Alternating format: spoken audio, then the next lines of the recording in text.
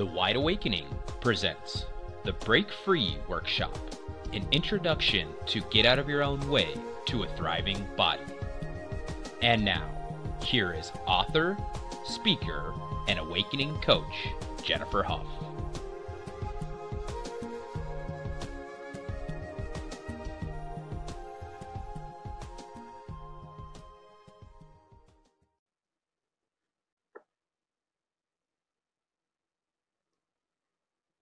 Well, hi there, everyone. Hello.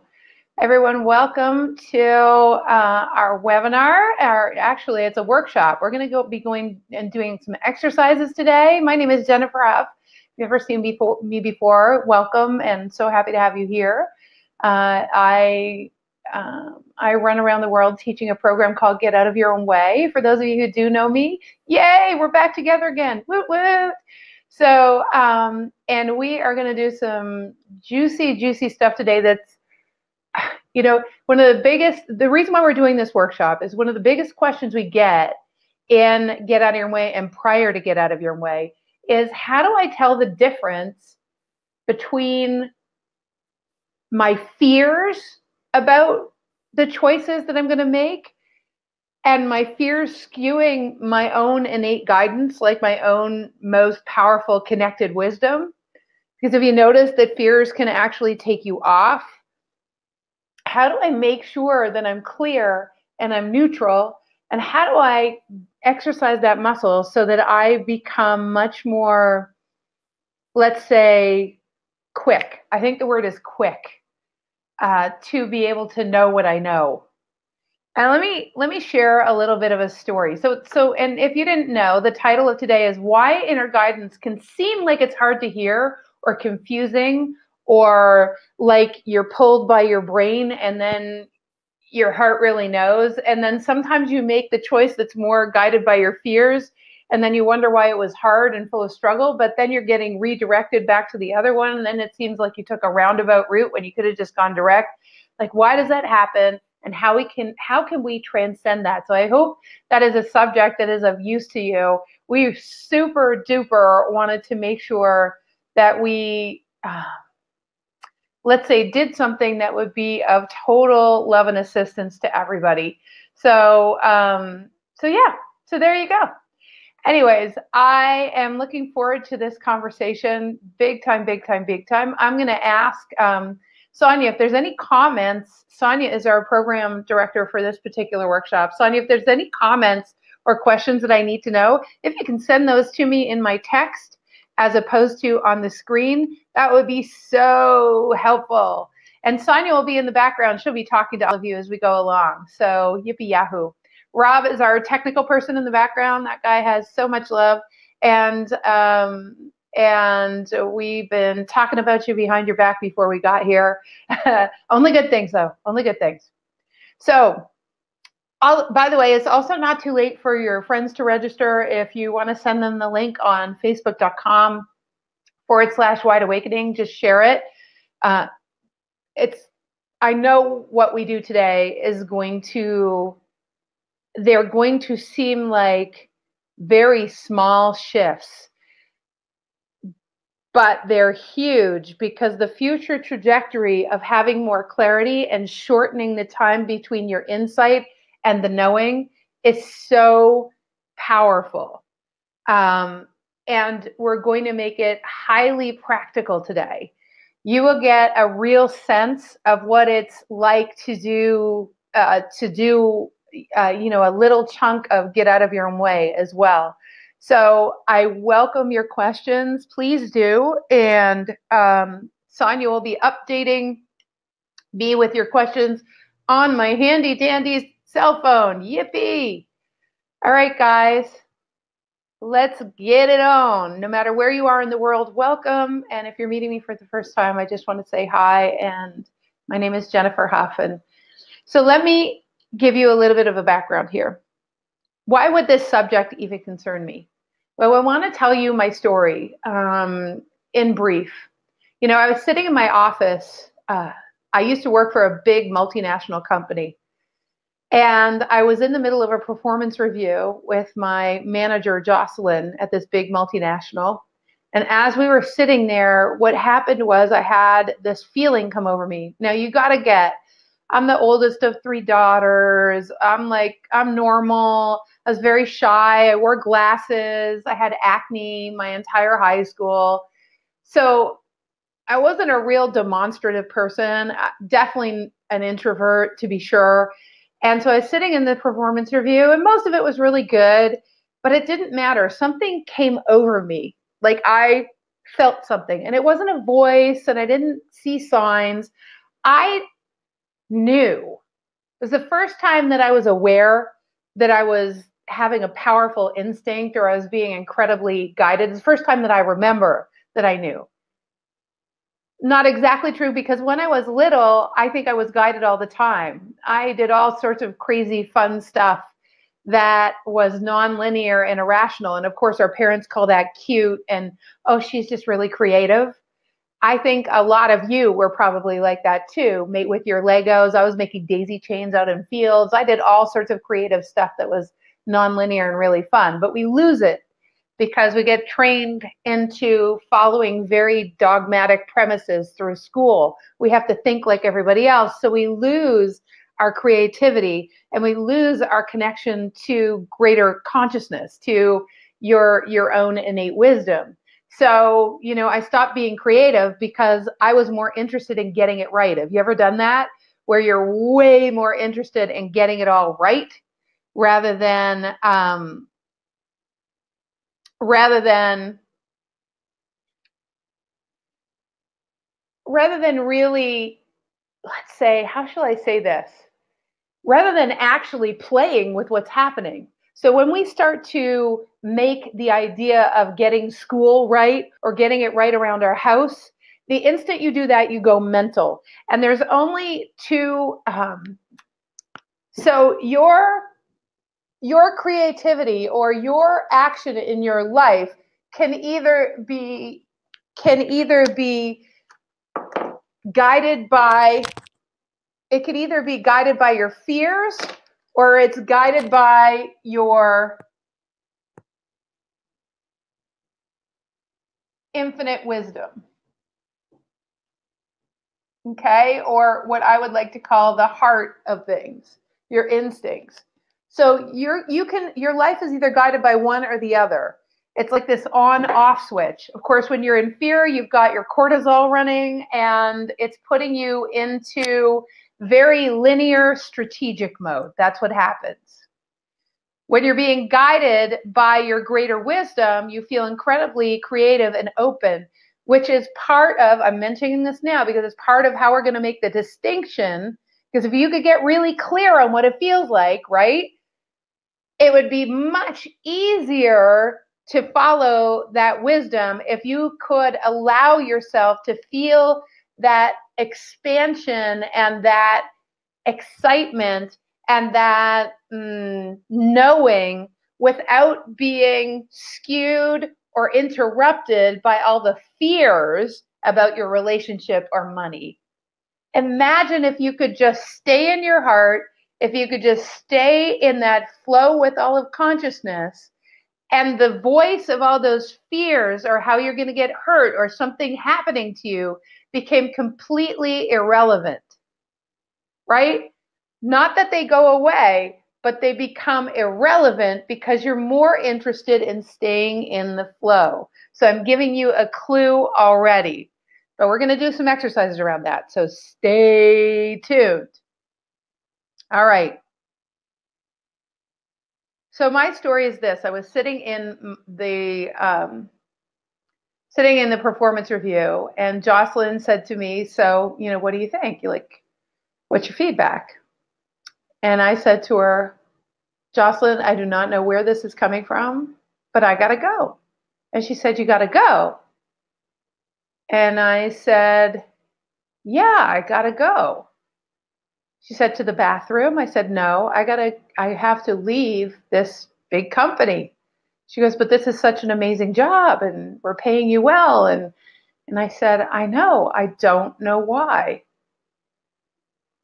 And as it was coming out of my mouth, without any context for where this irrational feeling was coming from, I was given 2 months to get my project finished and to get out of there. And the whole time I was questioning, which of course diffuses the power of the instinct.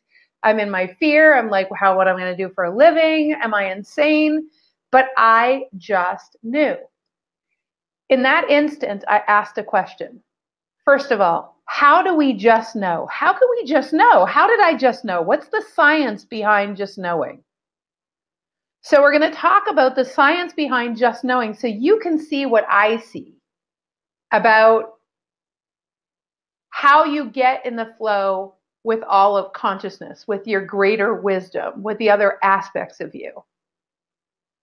Because now I was curious. I knew it was the right thing and it made no sense, but the results it gave for me in my life, those results are the reason why I'm in front of you right now. I knew that the rest of my life would be about something else. And I started to do some really cool things. I'll give you another example. In relationships, I kept breaking up every relationship that I was in because I was trying to fix everybody. I was trying to control things so it wouldn't turn out like, whatever, my parents' relationship or whatever. And I was trying to control things. And so that's all intellectual, right? It's based on fears. It's based on being motivated by what you don't want to happen. Okay? So again, under fears, what happens is you're being motivated by what you don't want.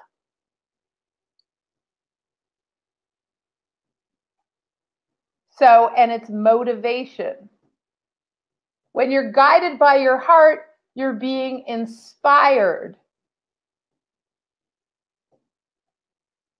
When you're motivated by your heart, you're being inspired by a future. Where you're being inspired by a future, that means that you're being called by something, which means the past doesn't come into it. So when you're being motivated by fears, the past is coming into it, which is where the distraction comes from. You starting to understand, picking up what I'm putting down here? So one of the keys to getting clear, we're starting in on it already, is that what we want to do is get ourselves to a place where we have a neurosynaptic highway developed in our brain, which takes a little bit of work, that we start making it more important that we're inspired forward by a future. But the problem in society right now is that people are so used to and have been trained to think in workshops just like this, that you have to fix your fears. I have to get over my fear first. I have to not be afraid first. I have to transcend the fear. I have to fix my past first. I have to heal all that stuff first. The truth is, you actually don't. That is an amazing egoic paradigm that says that you have to transcend all of that first. It's the slow track. What if, now before you go, oh, that's not true. Oh, come on, Jennifer, like I've heard it over and over again. It must be true. Just listen. Imagine a time where you were super inspired. I could imagine a time when I was like jumping out of an airplane, and at first I was friggin' freezing cold, but next I was in awe. I couldn't believe I was right by the mountains too, in Calgary, my friend John. And we did this tandem jump, and I was just like, oh my God, this is amazing. And I was looking out, what do you think happened to my bills? What do you think happened to my worry about, a parking ticket or whatever? It all went away. I didn't care. I was so inspired by this jump out of a plane. The fears, even the fears of landing just went away. It was just incredible. It was awe-inspiring. And so when you're in that state, what happens is it's impossible to put energy, to give vibrational juju to things unwanted, things that you're afraid of, things from the past, because you're fully present, being inspired forward. So let me show you something about physics. It's really key here. And it ties into that story about that interview. I knew that I had to leave my big multinational job. It was scary, but there was a visceral, physical feeling of openness and of expansion and of possibility. And at this point, I didn't know that there was an inspired future calling me, as in my mind didn't have the full picture of what it looked like. But watch, I had just done this amazing workshop with a group of contract manufacturers, and we had saved this company $150,000. And it was because I brought all these people together and I learned how to facilitate their ability to develop systems that made them work together more fluidly. And I was like, wow, that was super cool. And in that instant, I launched a powerful desire that that's all I wanted to do with the rest of my life. So initially, I thought that my instinct came from nowhere. But once I realized that my instinct came from somewhere, that I actually did have a powerful desire and a vision forward, the minute that I left my job, I started creating ways to assist companies and people to live more fluidly and to live more in harmony with the way that life rolled, with the way that it worked. And I started to study physics. And I started to study applied physics. Like, how do we apply everything I'm telling you right now in our lives? So let's just pause for a minute before I go any further. I want to make sure you know we're going to answer some questions. What are the benefits of actually listening to instincts on that level? Listening to instincts on that level, what it does for you is it allows you to be able to have your mind be at peace so that your creative juices can flow and you can have more fun. The second thing is it gets you out of arguments because now you're being inspired forward by a future rather than catalyzed by the past. And of course, when you're catalyzed by the past, physics says that you're going to get more of the past. If the reason why you're trying to create an infrastructure or a life or a relationship a certain way is because something really hurt you, then the whatever hurt you is actually included in what you're trying to create. So have you ever done that? Have you ever been in a relationship where moving forward in the relationship, you're trying to prevent something that happened in the past? That's always not going to end well, because in physics, in your awareness somewhere is still that thing from the past. So it's going to be included in your current reality, and eventually you're going to see the same pattern show up in this relationship, because you're not free, because the way you're operating in the relationship is as a direct result of stuff you don't want from the past, rather than creating something going forward, which will completely take you out of the present where all of this magic that we're talking about is. Okay? So that leads to the second benefit of leading a life that's lived by going direct and by being able to have really clear guidance and not questioning. The second thing is that you are able to feel more love. You're able to find the evidence for how you're being supported more, because you're not being distracted by being afraid all the time. And if you're more present to the love, the cool thing is it begets more love. If you're more present to the love, that's what you're putting attention on. So the cool thing is, just like there's Murphy's Law, I'm going to say that there's Jennifer's Law. And Jennifer's law, Murphy's law says whatever can go wrong will go wrong. Well, Jennifer's law is whatever can go right will go right. And both of them are true. It just depends on which one you want to adhere to. Because if you say that anything that can go wrong will go wrong, the problem is that consciousness hears you say that. And we'll talk about how consciousness works in a second.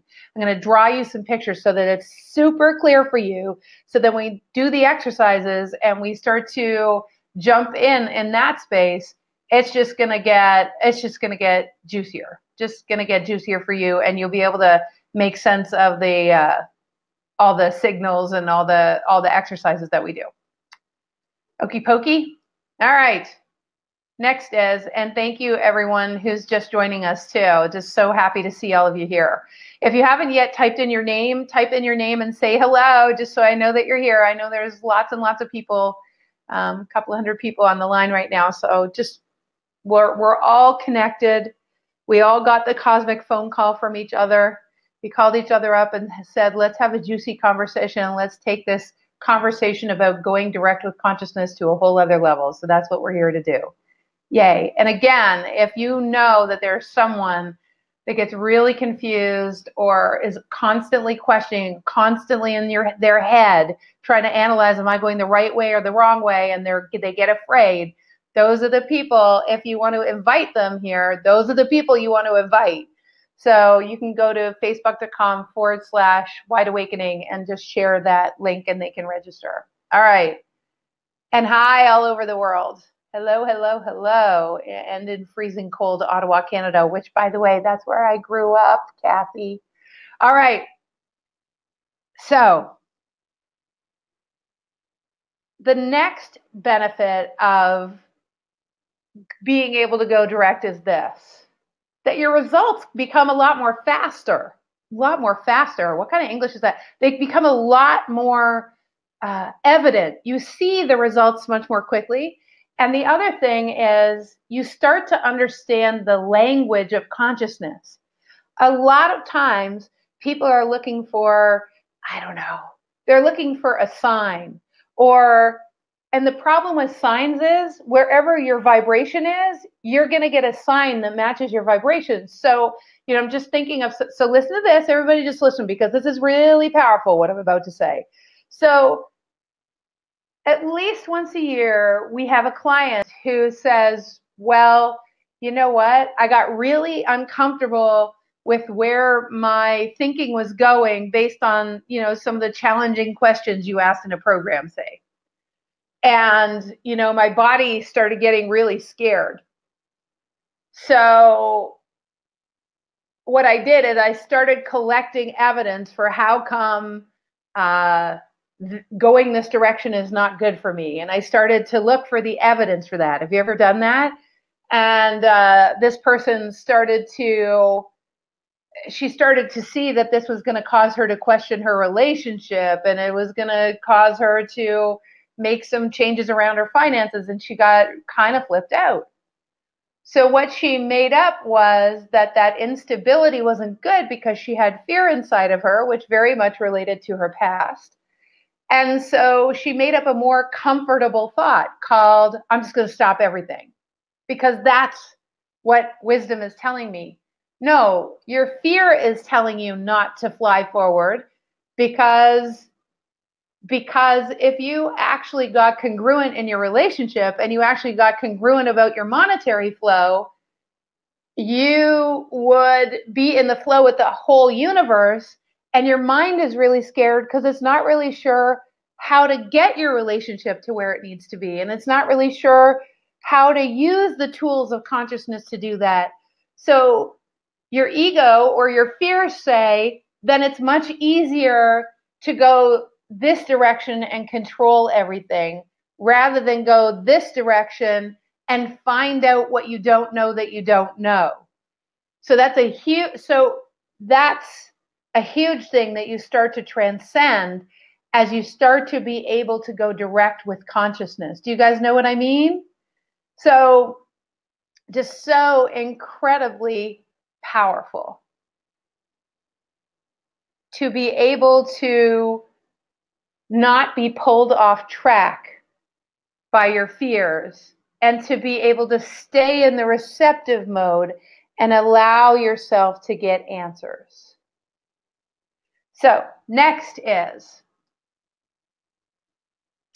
why would, and by the way, this person that I'm thinking of from about a year ago, she now is, she what stayed in her relationship. What she did was she had a conversation with me. We had this amazing conversation about her guidance, and we got all of her fears out of the way and had her just listen. And she started to listen, and she realized that there was a whole different relationship awaiting her, and she was inspired by that vision. And we had her actually co-create the vision with her sweetie pie, the inspired future.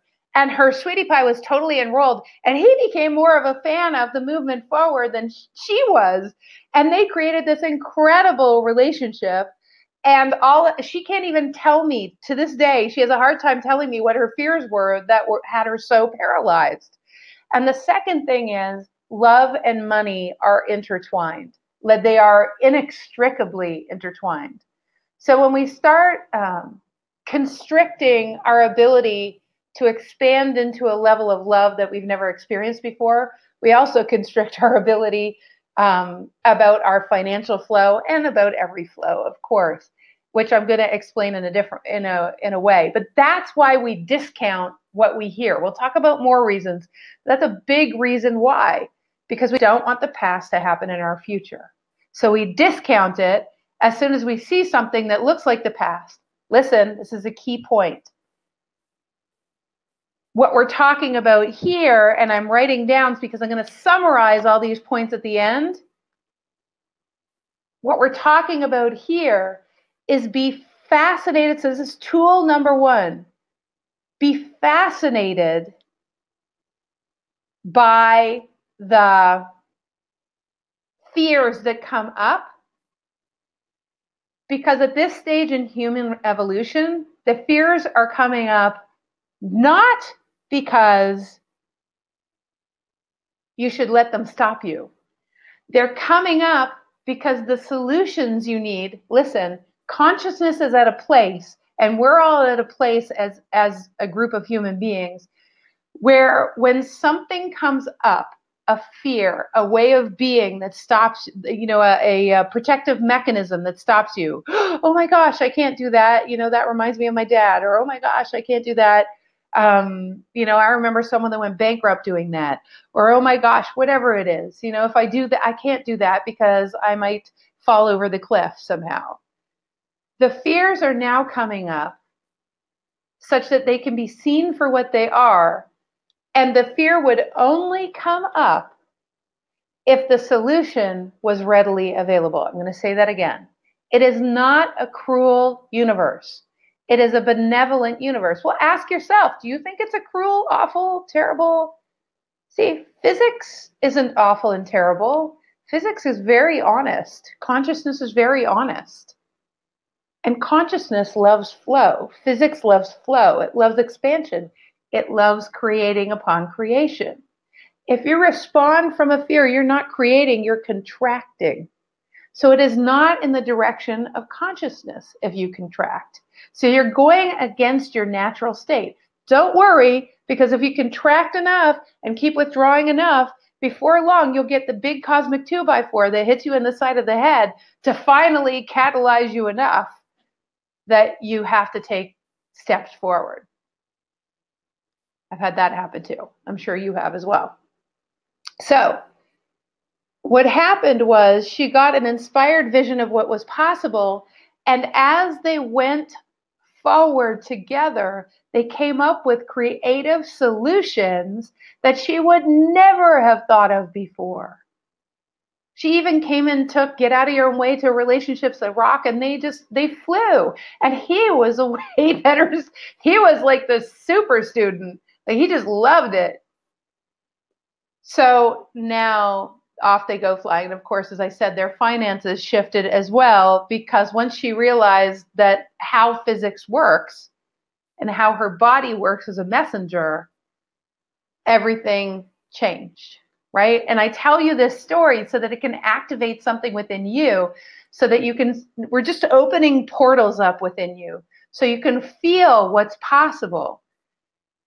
We're not used to exercising that muscle because so many of our practices are around, well, I have to get over the thing that's stopping me first. You actually don't. That is the slow route.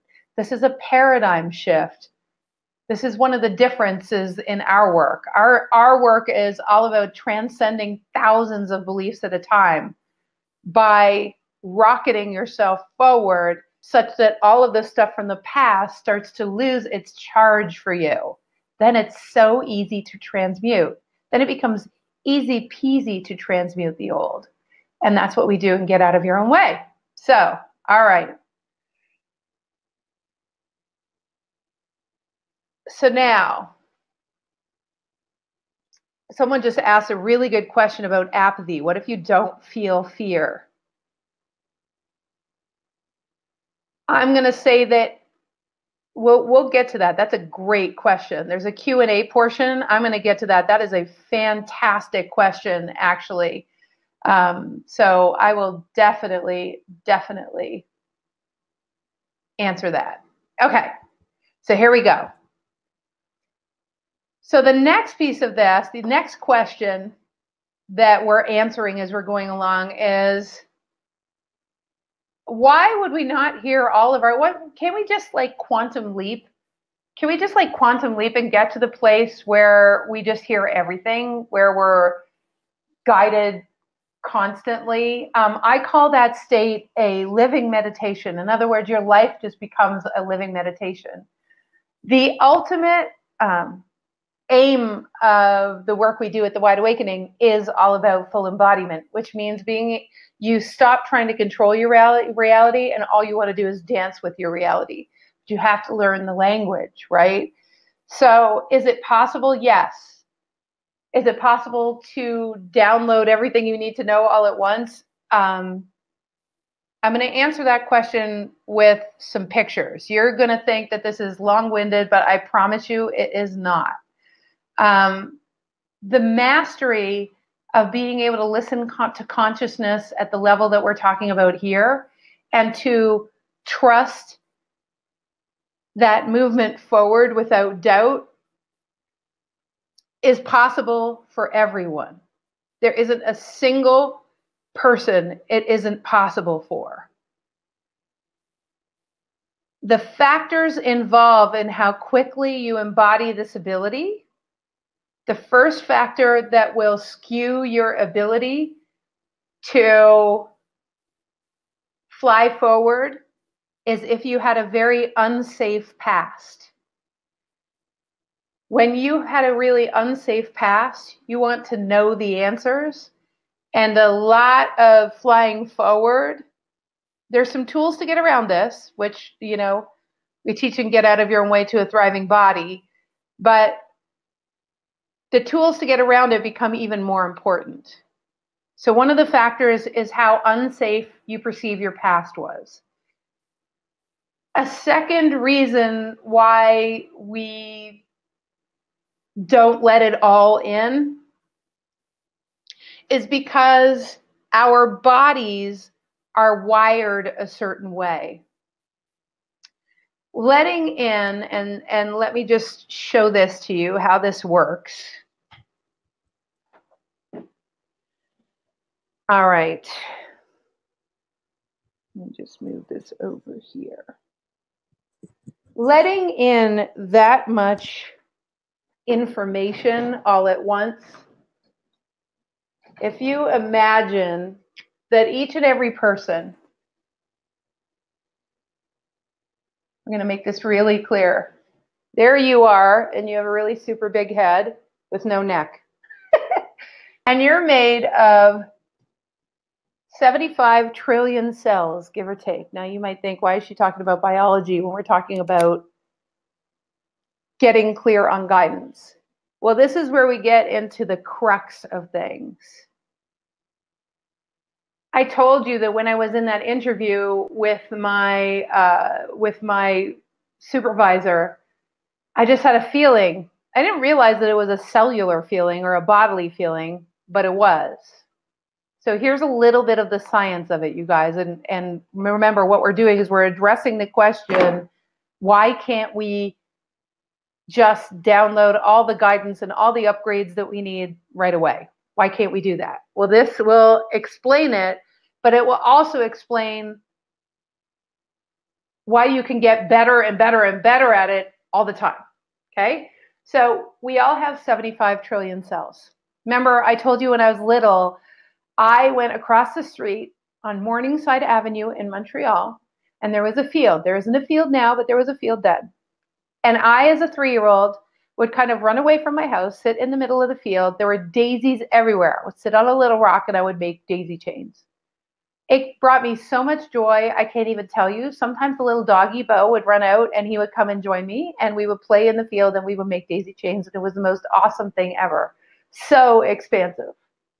My 75 trillion cells were wide open and receptive because I was in creative mode. You can probably feel, as I'm talking about, you can probably feel the sunlight shining on me, cute little curly haired little girl with her puppy dog play. I mean, it's like a movie, right? What I was looking for was this happy, wide open place. Instinctually, kids are constantly looking for a happy, wide open place. So stay with me. So we're going to say wide open is over here on this side again. Wide open, expansive. These are all words consistent with it being in your state of infinite wisdom. So stay with me. So here's me, here's you, 75 trillion cells. The 75 trillion cells, let's say this is one of them, have little receptor sites on the outside, shaped very specific ways. On the inside of these cells, at the nucleus, is DNA, the twisted ladder that you hear about. And you might think, well, again, Jennifer, what does this have to do with guidance? Well, this is what it has to do with it. When science measures what these receptor sites and what your DNA, a part called your telomeres, pick up on.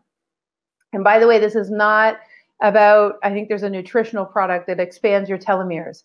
When you hear what I'm going to talk about now, you'll know that you don't need to spend that money because everything in your body gets better with use. Okay, it gets better with use. Supplementing can assist your workouts and help you develop muscles, but unless you're actually working out, the muscles won't develop no matter what you do. What we're going to talk about is working out your connection to source. So this is where it gets juicy. Everything in the universe at some level is made of particles of light.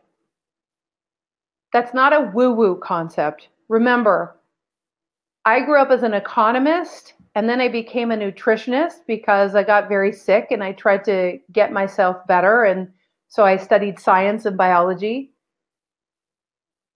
So I'm naturally a very, I want to know the reasons why, and I want to know that there's an explanation. And I'm highly skeptical. Maybe you are too.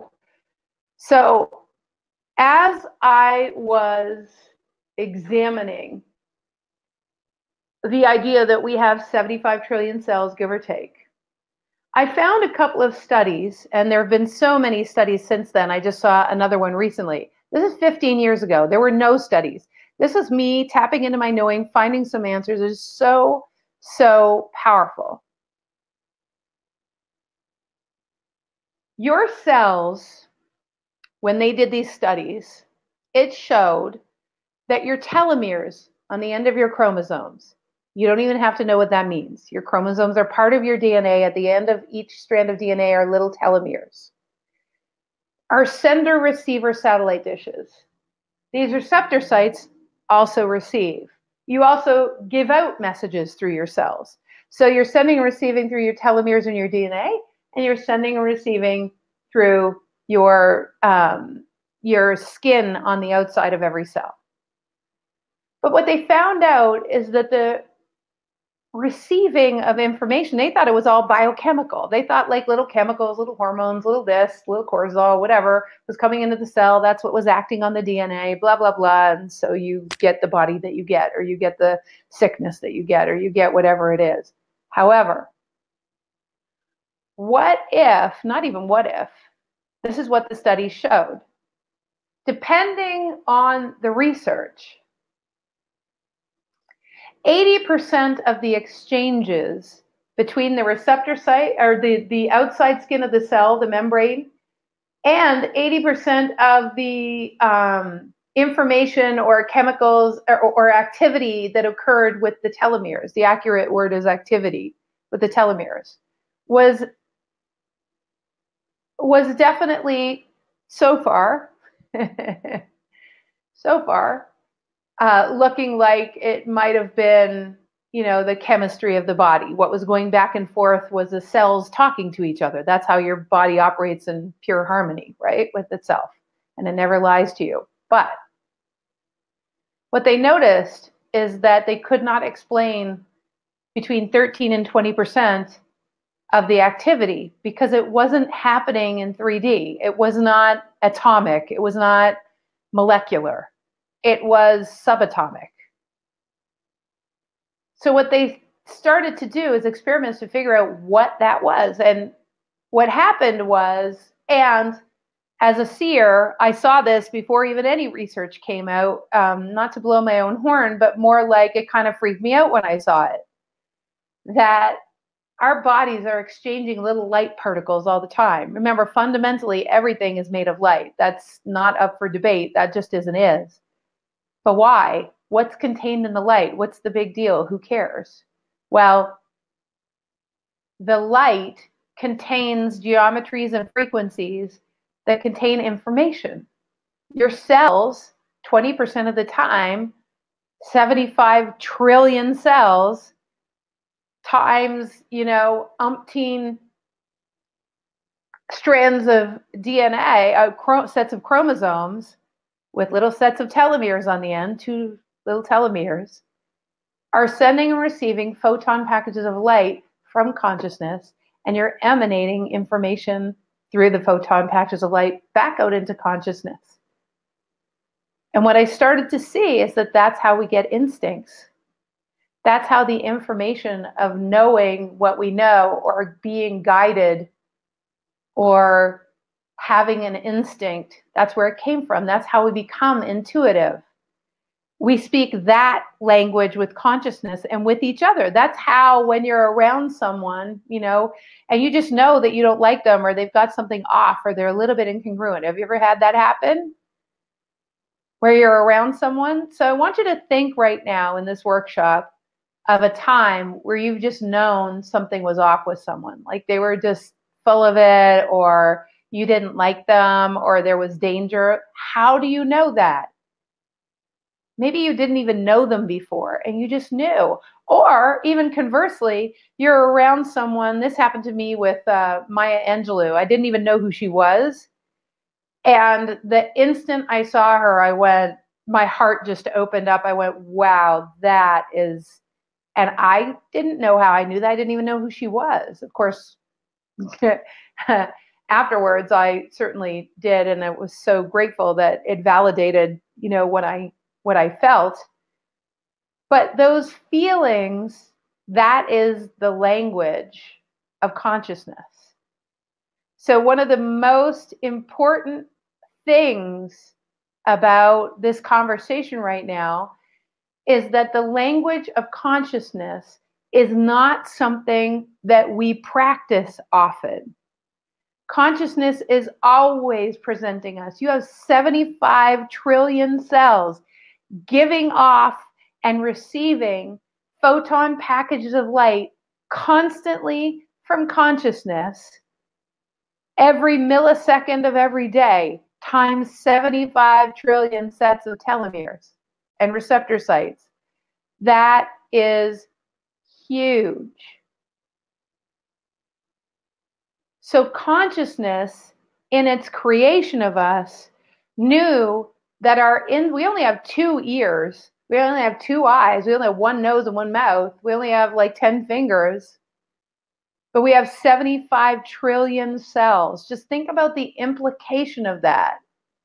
75 trillion sets of sender-receiver satellite dishes getting information from consciousness through photon packages of light, and it's not a woo-woo thing. But you see, let's go back here. You're either coming from your fear, and when you're coming from your fear, so here's the next piece, here's the next little addition to our, drawing. Here, you'll be coming from your mind. Here, you'll be coming from your cells, or you'll feel it.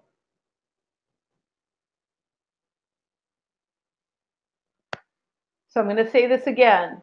Over here, when you come from your fears and you don't want the past to happen again, your mind and your strategies that you've developed will kick in. So,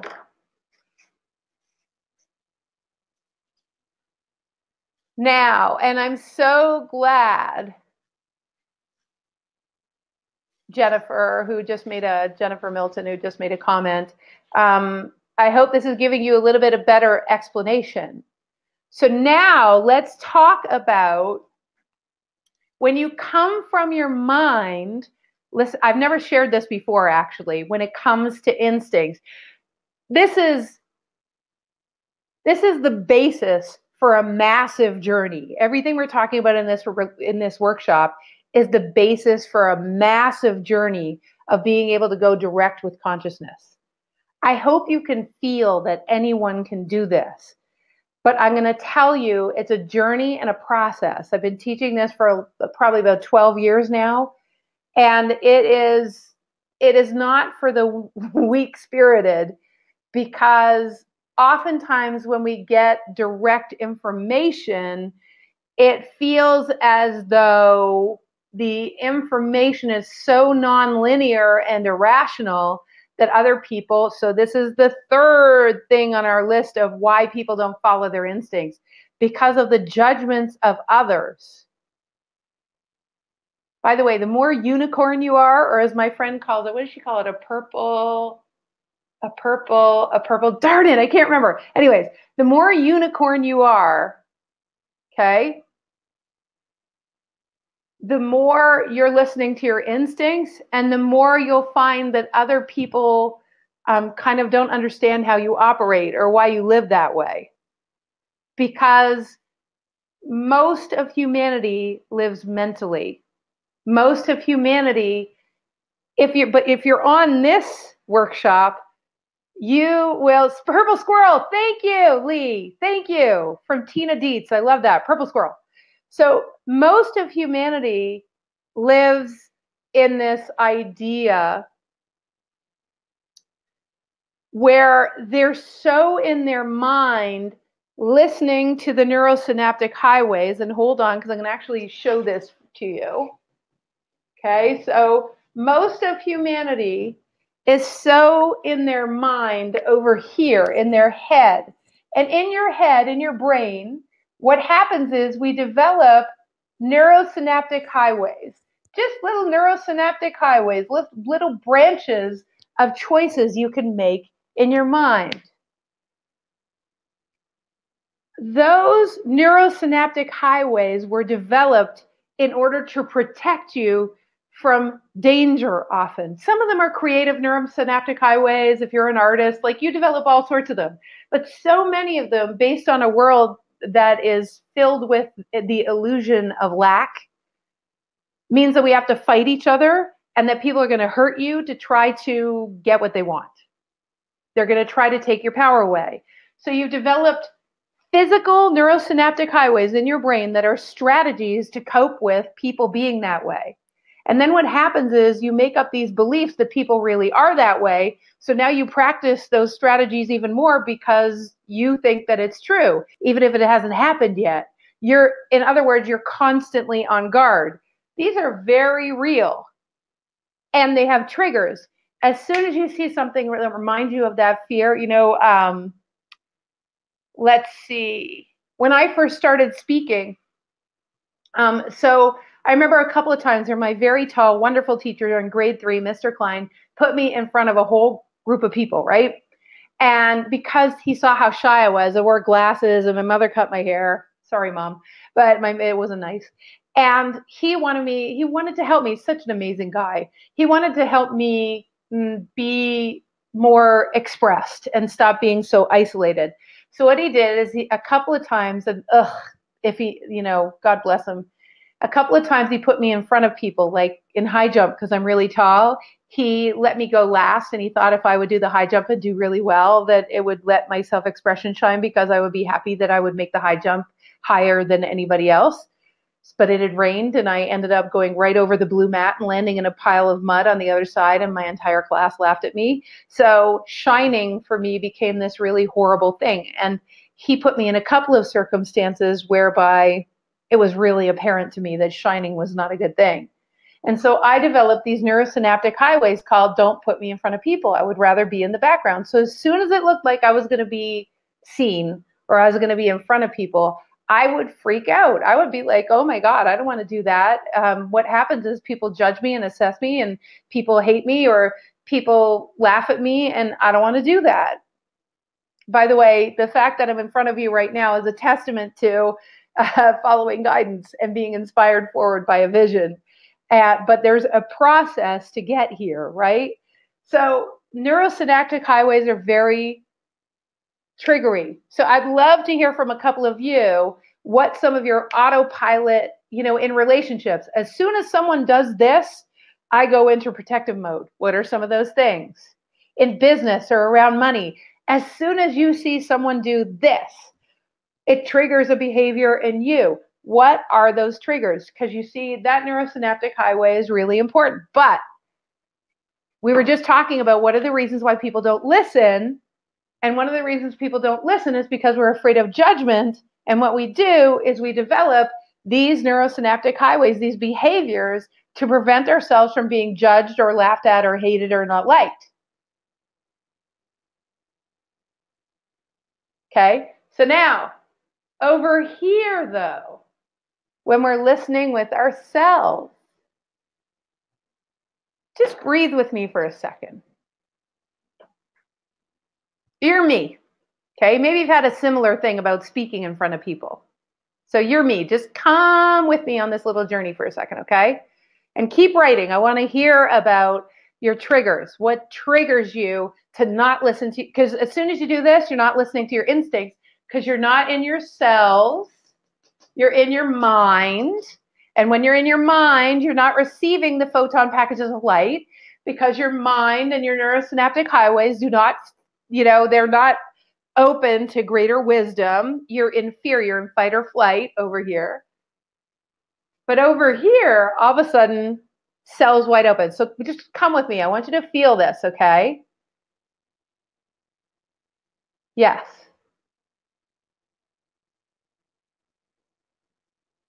So you're me. And now you're 13. And there's a class presentation. Now, some of you, this might be your reality, so you could use your version of it. And you've had these examples from when you were 7 and 8 years old of like being in front of people and, trying to shine your light and putting yourself out there, and all you got was laughed at, right? So then what happens is you get in front of these people and you're supposed to do a presentation based on your opinion about stuff, and you're supposed to speak about it out loud. So everybody just come with me for a second. What's the instant visceral feeling inside your body if you're me? If you have these neurosynaptic highways, that in your brain you have a trigger that as soon as you're in front of people and people are going to see you, what's the thought? What is the instant the trigger, see your fears, your fear body, what Eckhart Tolle calls the pain body, will actually trigger an instant neurosynaptic highway, and you'll think that it's true that you have to protect. So just think of where you go. So what I would do is my mind would start to strategize about how I need to get out of it. That was my neurosynaptic highway. I became very creative around how I became so creative at making myself sick that I could, like, making myself look like I was sick, that I actually started to become sick. I actually manifested in my body the biochemistry that made me sick so that I would not have to get up and do that talk. Right? What if, and I'm telling you this because right now I'm communing with you, and clearly I'm in front of a couple hundred people, and I'm inspired. Like, I want to share this with you. I can't, like, there's a whole journey to go on around having mastery around this that, like, just lights me up and makes me so excited to share it. Hope you can tell. Because if we could all live this way, if we could all go direct without doubt, without being pulled by these fears, if we could transcend and have these triggers matter like this much instead of this much, your innate wisdom would govern your life, and you would be in concert with the entire universe expanding forward. Do you know how juicy that is? Kara, thanks for feeling me, sister. And Sonia too. Right? Do you know how powerful it is when it's not that you get rid of the fears? They're neurosynaptic highways. They're in your brain. But what if you could create an overriding neurosynaptic highway that got you excited every time an old fear would come up, such that this third little idea of judgments and assessments would completely, this trigger would just not matter anymore, because you would actually have an entirely new way of looking at things, such that your cells would be free to tap into infinite wisdom. That would be pretty friggin' awesome, would it not? So, I mean, definitely in an hour and a half, we are not going to be able to talk about the full process of being able to do that. Let me just say that after having been through the ups and downs and the roller coaster and the bashing my head against the ground, because I am such a curious being. I'm such a, like, I am type A, triple A about the science of all of this and about understanding the practicalities of how you apply it. Because after I had that instinct when I was in Jocelyn's office, I'm like, what just happened? I just made the most, I mean, my parents flipped out. You just left the most amazing job with the most amazing benefits to do, like, what are you doing? And I would not even be talking to you right now if I did not follow that instinct. We wouldn't be here together. We wouldn't be having the conversation about telomeres and cells and the things that stop you. Isn't that crazy? So, and I have so many examples of things like that. So many, many, many examples. By the way, it's how I met Oprah. Is that not the coolest thing? So, but it's not about material things happening in your life, although that it does help material things happening in your life. It's more about getting into your flow with happiness and fulfillment. Okay, so the things that stop us from being in ourselves depend on the amount of lack of safety you had in your upbringing, the result of feelings, the amount of volatility in your upbringing. And as a result of those safety issues and volatility, what happens is you become controlling. You try to control your circumstances all the time. There's a neurosynaptic highway called control. Does anyone recognize this? Do you guys understand this? So you start trying to control your relationships so you don't feel unsafe. You start trying to control, like you overreact. You notice that everyone else doesn't get their shorts in a knot when things are a little bit disharmonious. They're like, okay, they just go with it. But it drives you crazy. It makes you nuts, right? So glad I'm not alone, Carol. And so the third thing is around worrying about the judgments of others. We actually make the judgments of others important. We make the judgments of others more important than, like, being judged by others, more important than following our heart. I'm going to say that again in a different way. Yes, Christina, I know that you have never, ever tried to control anything, ever, for sure. So she says with her tongue in her cheek. So when we get into those places where we are controlling, you're in your mind. Because it takes us to our neurosynaptic highways, out of our 75 trillion cells, and has us develop strategies that become wired into our brain that we think are really important. A trigger for that comes from the mother consciousness. Many of you will recognize this, that we get trained very early that it matters that people bigger than us or with more status than us approve of what we're doing. We get trained into it in school. We get trained into it with our mothers. We get trained into it from every direction. So what happens is we do something they don't like, and we're just training a dog. The dog sees that we don't like something it does, and we tell it we don't, that is really unacceptable, which the dog just interprets as that behavior is really unacceptable. But for a human being, as a child, we personalize everything. In childhood development models, you have to understand that everything is about us when you're at that age. And so what we hear is, you're unacceptable. Like your way of being is unacceptable. And so what happens is we get trained into the idea that the judgment of others matters beyond anything else. Just breathe for a second. And Leslie, being a good girl, I so get it. Right? I so get it. And Heather's saying, what if you had so little safety growing up that the trauma splintered a part of you, that you sort of dissociated to allow for the work of transmuting? The brain is an amazing thing. When we have a lot of pain or a lot of volatility, it's amazing how it will block what actually happened to us.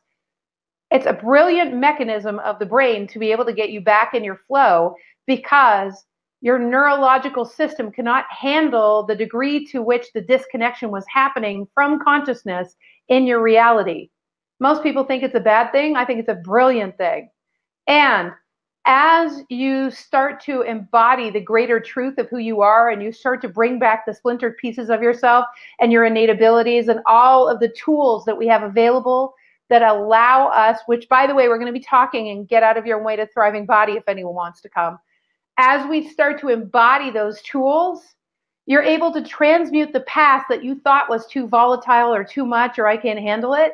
You're able to see how powerful you are to transmute it without getting entangled in it and being re-traumatized. And it just moves through you as opposed to having to analyze it, Heather. So for me, it's a huge benefit of being over here. But I was getting to something. Your parents, mostly the mother consciousness, father consciousness too, but a lot the mother consciousness, trained us, and then school, and then work, trained us into, this is the acceptable behavior. For a lot of us that are very sensitive to those biophotonic packages of light, to those light particles that deliver the greater information or the deeper truth, what happens is we become a little bit more freedom seeking. We become a little bit more aware of deeper truths that go beyond the shoulds, musts, and have tos of society. So then we want to step outside of them. But in order to do that, you have to become eccentric, or you have to become a unicorn, or you have to feel like you're lonely because nobody agrees with you, or, fill in the blank, whatever happened to you. The cool thing about this conversation is that all of us together here probably have a little bit of that ability, because even your instinct to get you to this class is likely the result of your knowing, right? It's like the result of your instinct. It's likely the result of your even if you're just listening to the replay, it's likely a result of some kind of internal knowing that you should have been here. And how you knew is because biophoton packages of light got received by your cells. You just had an instinct like, yeah, I want to listen to that. That'll really help me. So feel what it feels. So let's go back. Think of someone that told you all the shoulds, musts, and have tos of society. Oh, you can't do that. Oh, you have to clean up all your toys. Oh, you have to make your bed every morning. And if you don't, I'm going to be really upset. So now's the time for a little experiential part in our workshop, just like the beginnings of understanding there's like a 10-step process. This is like a combination, the combination of the first 2 steps is to actually realize what it feels like. So, and then we're going to talk about how you transcend this. Okay. So everyone just breathe right now. Just breathe. Maybe even close your eyes. Get a little bit comfy. Now, put yourself back at, say, 6 years old. When you just are in grade 1, you're being told some shoulds and musts. Maybe even you were scared to go to school. Not everyone was. Lots of people were excited too. For those of you that were excited, like you liked learning, just get present to how your body felt going to school. Did it feel expansive or did it feel contractive? For those of you who were scared or already were getting into the mode of trying to get it right, you were developing your first signs of perfectionism, because if you are only perfect, people will love you. Remember, again, this goes back to my idea of judgments that's in the mommy consciousness. It's like, you have to do what I approve of. So if you don't be a perfectionist around getting life right and getting school right, then what's going to happen is we're not going to like you, and we're going to instill in you that you not being liked is way more important than you following your instincts. Do you see what happened? So everybody just feel. You're going to school, or you're at home and being told you have to make your bed, and it didn't make any sense to you. But eventually you just had to make your bed. So, or whatever it was for you, you had to put the dishes in the dishwasher, or you had to, whatever it was. Feel inside as you were delivered all these shoulds, musts, and have tos and confines, where you had to figure out the strategies and you had to figure out how not to upset everybody else. Maybe your parents even had some incredibly irrational shoulds, musts, and have tos because they had a volatile upbringing. And you can't, creak the wood floor, or you have to fill in the blank, something very controlling. Go into your cells right now. Take your consciousness behind your eyes. Take your consciousness into your cells. As you're told all these shoulds, musts, and have tos, what happens to your body? Is it contractive or is it expansive? So as you're going into this idea that you have to change this about yourself, that you have to behave that way, that you have to this, have to that, your body has to look a certain way, don't get fat, don't be too thin, all of that stuff. Is your body contracting or is it expanding? Your cells. Now, from here, understand that that contractive feeling is because as soon as you're afraid or as soon as you're giving information in order to be able to follow the linear model of how we're supposed to fit in life, you instantly have to follow neurosynaptic highways as opposed to your cells. For those of us that were born sensitive, and what sensitive means is your telomeres are wide open to consciousness and you were born to create, you were born to fly. When you get into what I call awakening schizophrenia, what it means is you've made the judgments of others or your safety mechanisms or whatever it is just as important as following your instincts. However, the safety mechanisms are man-made. So this is where it gets interesting. Infinite wisdom speaks the language where it considers everything, the entire universe. It considers everything. It considers your neighbors. It considers every blade of grass. It considers every star in the sky, every other civilization that isn't even on planet Earth. It considers everything and delivers you wisdom that would allow you to be in your infinite flow. And we concern ourselves with the judgments of others. Kind of weird, isn't it? So now you can see. I'm going to give you another scenario. I'm going to recreate a childhood for you that's going to give us a trajectory. So we're going to do a little bit of that work of doing an inspire. We're going to recreate something, and I want you to feel the difference in your body. And what we're doing is we're activating your ability to be able to, we're starting the journey of following your instincts your default. Okay, are you guys up for it? Would you like to follow your instincts as your default and not doubt them? It would be nice, right? So just breathe for a second.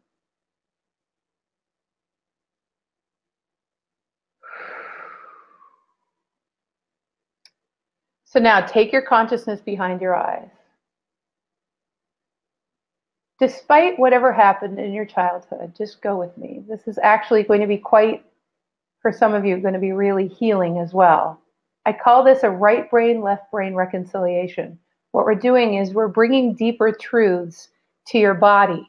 And I want you to feel what happens in your body as we do this reconciliation. Okay?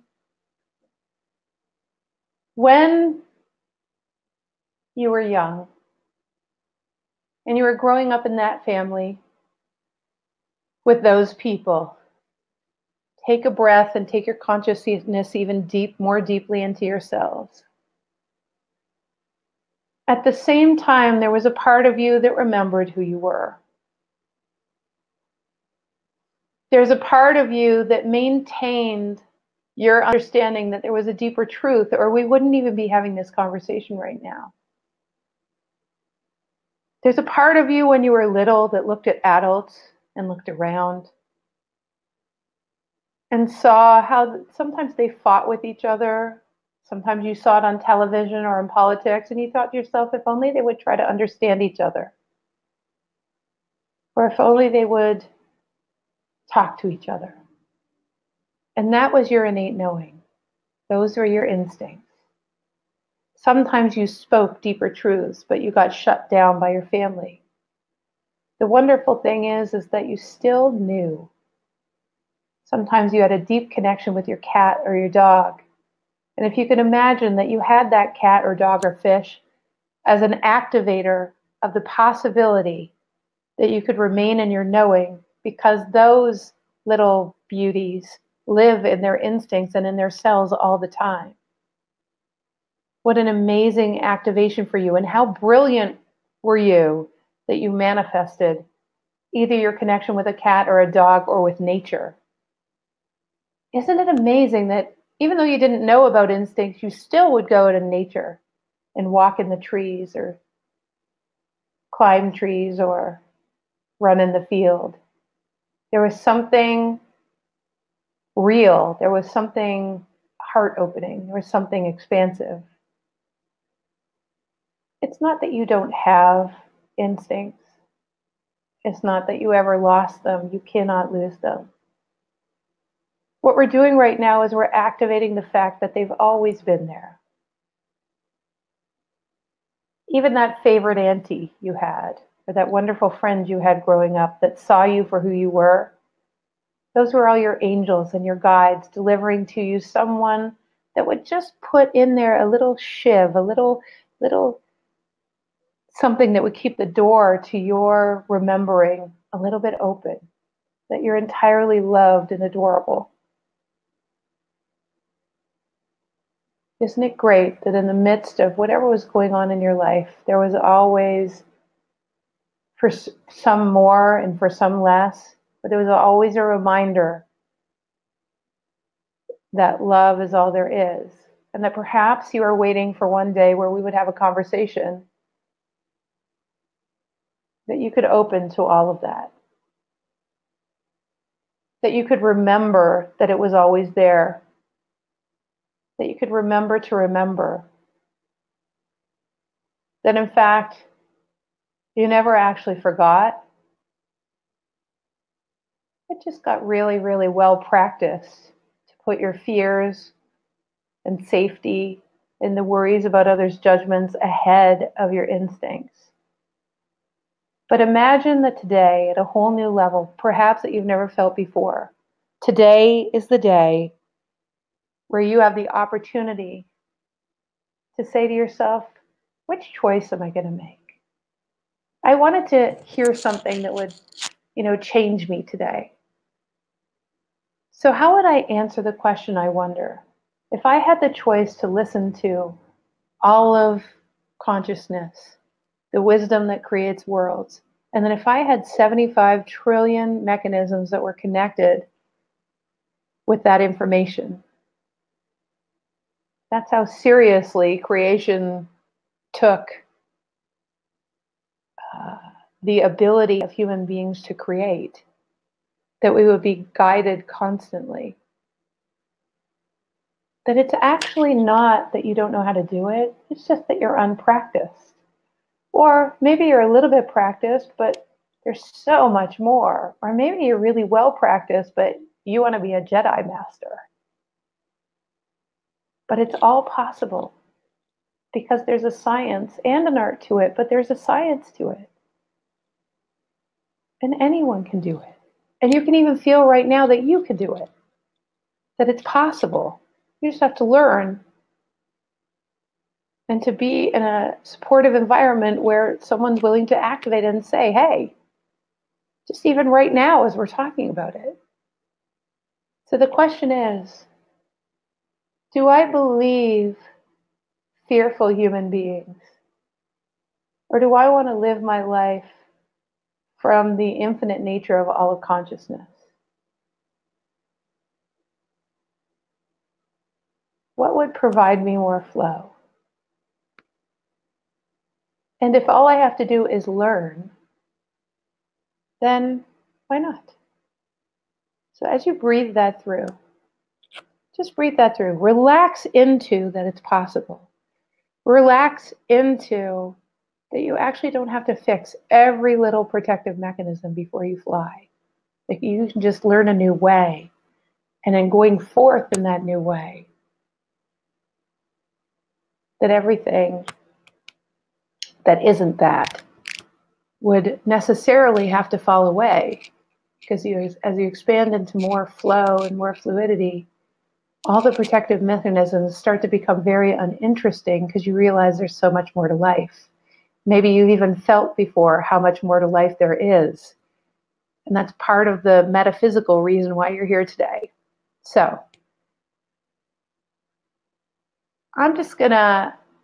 what we're gonna do is there were some powerful questions. I know that I love one question that came up around what if you feel apathetic? And then my dear friend Maria asked a super powerful question. One of her questions was, what if I think I'm too far gone? and I can't do it. So after I talk a little bit about how it's possible to do this work, if you will give me just a couple of minutes to tell you, we're going to do a 15-minute Q&A. So I would love to hear from you, though. What did you get from that activation? What did you see from our conversation together just now? How did you feel? Just type it in. Even in your typing in, the difference between the contractive and the expansive, as I went about that internal activation of what's possible for you and everything that we talked about, what happened in your body? Type it out. Share it with everybody. In your sharing, the awareness that it's possible gets driven more deeply into. It's actually part of the workshop to do that. So share what happened as as we did that, had that conversation together. What happened to your cells? What happened to your body? Where did you go? Did you make any new decisions? Are you more willing? Just talk about that a little bit. Just type it in the comments and let's see where you're at. Okay, I would love to see.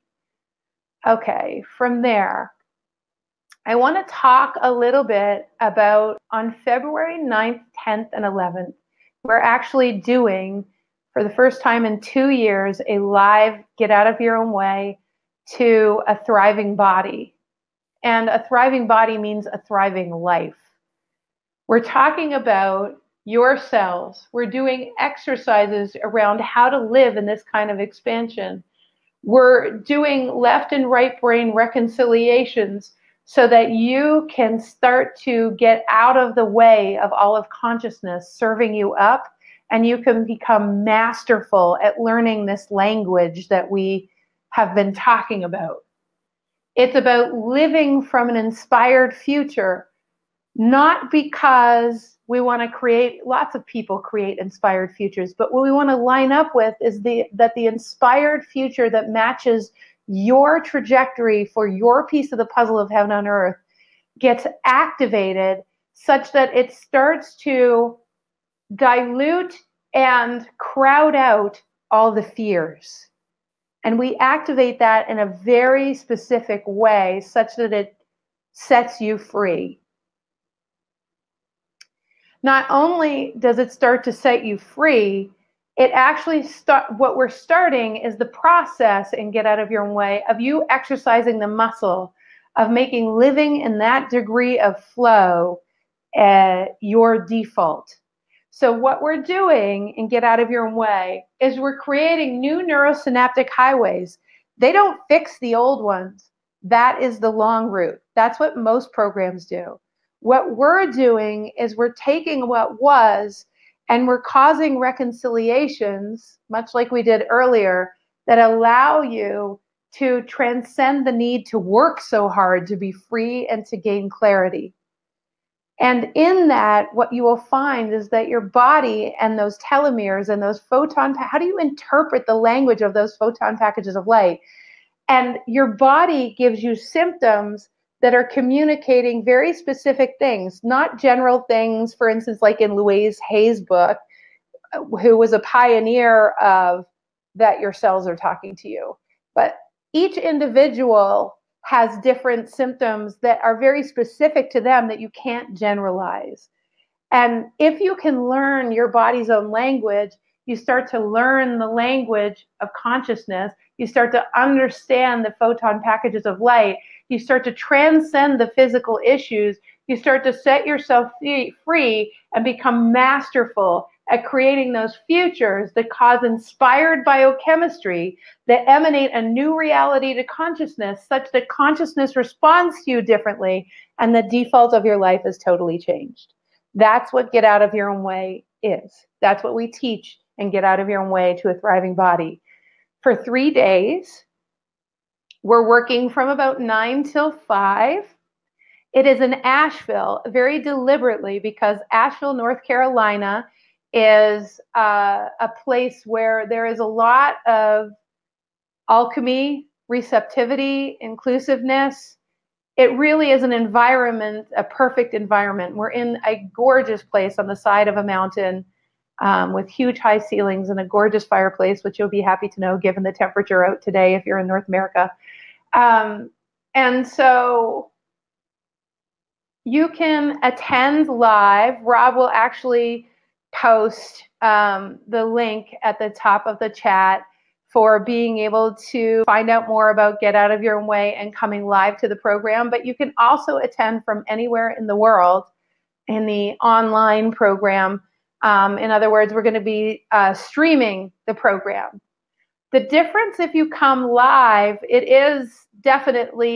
does definitely cost more, but that's because you're experiencing my team who've embodied these ideas, and we emanate those photons. You'll still feel it online, but to physically be able to do the exercises where we stand up and we demonstrate to you what it feels like exactly in a really powerful exercise to be in your flow.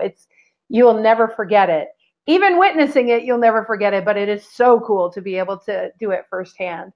So, and there's several other exercises and that we do that are about the practice and the practicalities that when you go home, you start to implement them in your life, and it takes your life on that powerful trajectory of clarity and transcending doubt. And that's what we want. We want to get out of being governed by the fears of safety or volatility and get into the creative mode and understand that consciousness has solutions that are right in front of you. But it takes shifting your awareness. It takes a permanent cellular and subatomic shift to a different mode of operating such that you can get into the mode of transmuting all those things that have been governing your life. And that's what we're going to be doing in Thriving Body. You can find out more about Thriving Body at thewideawakening.com/Thriving Body. I do want to say too that in Thriving Body there is, and let me just show you this as well. Rob, if you can turn on, I just want to show everybody the different modules, and then we're going to take the Q&A, which stick around for, because these questions are so powerful, and then we'll do final activation. So the 3-day in person, it includes all exercises. Those are the most important part, where you actually shift cellularly and change your brain and your wiring so that it's a permanent shift.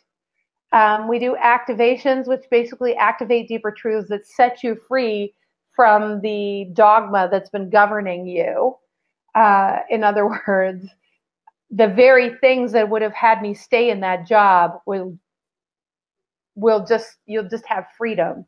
And you'll actually, this is my favorite part, that you'll imagine being excited by change.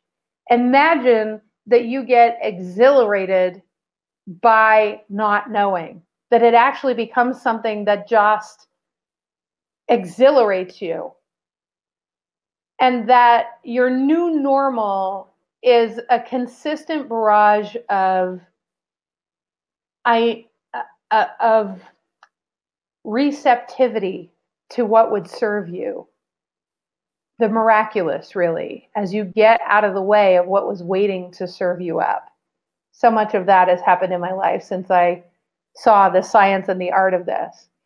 So the next thing is there's a private community where everyone taught the Get Out of Your Way community, which is a powerful, powerful page. Anyone that's listening right now or is on the Get Out of Your Way page, you can share with everybody what it's like to be on the Get Out of Your Way page and be able to share with others from all over the world who've taken Get Out of Your Way. And myself and the entire team are on there commenting and sharing with you. And it really is helpful not to be alone, because in a program like this is pretty life-changing. If you were just by yourself, it would make it so hard. This is a shift in the way we approach everything, because it's not being in fear anymore, right? Or the potential of doing that.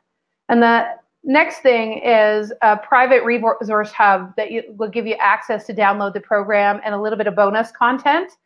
Something called the seven steps to living a magnetic life is an article that I wrote that you'll all get if you haven't got it already. But there's two bonuses. One of them is the 12 Days of Awakening. And the 12 Days of Awakening is a series of activations that addresses every aspect of life where we're brought to deeper truths about love, about relationships. It frees up the typical crap that gets in the way of you flourishing and being able to live in that inspired future. It reframes the most prevalent belief systems hundreds at a time. So it's 20 minutes into each. There's 12 activations. They're about 20 to 25 minutes each on love, relationships, on abundance, on your purpose, on clarity of your purpose, on gaining clarity. They're very, very powerful. So that is something that we're offering to everybody who signs up. And the last thing is everyone who signs up also, as a way, honestly, to support you going forward, you're going to have a lot of questions because it really does change your life. So we do 3 months of monthly wake up calls with you. And those monthly wake up calls with you are so powerful. So you get to ask questions of me directly, like it's not someone else or a pre-record. Literally, you're on with me and you're asking like, what the hell? I tried to do this with my husband and it didn't work. Or, I don't know, my dog's acting weird towards me. What happened?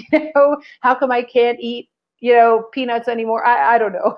But you get to ask questions that are a result of taking Get Out of Your Own Way. And we find it to be tremendously valuable. In fact, the couple of questions I'm going to ask at the end are from people in the Get Out of Your Own Way community.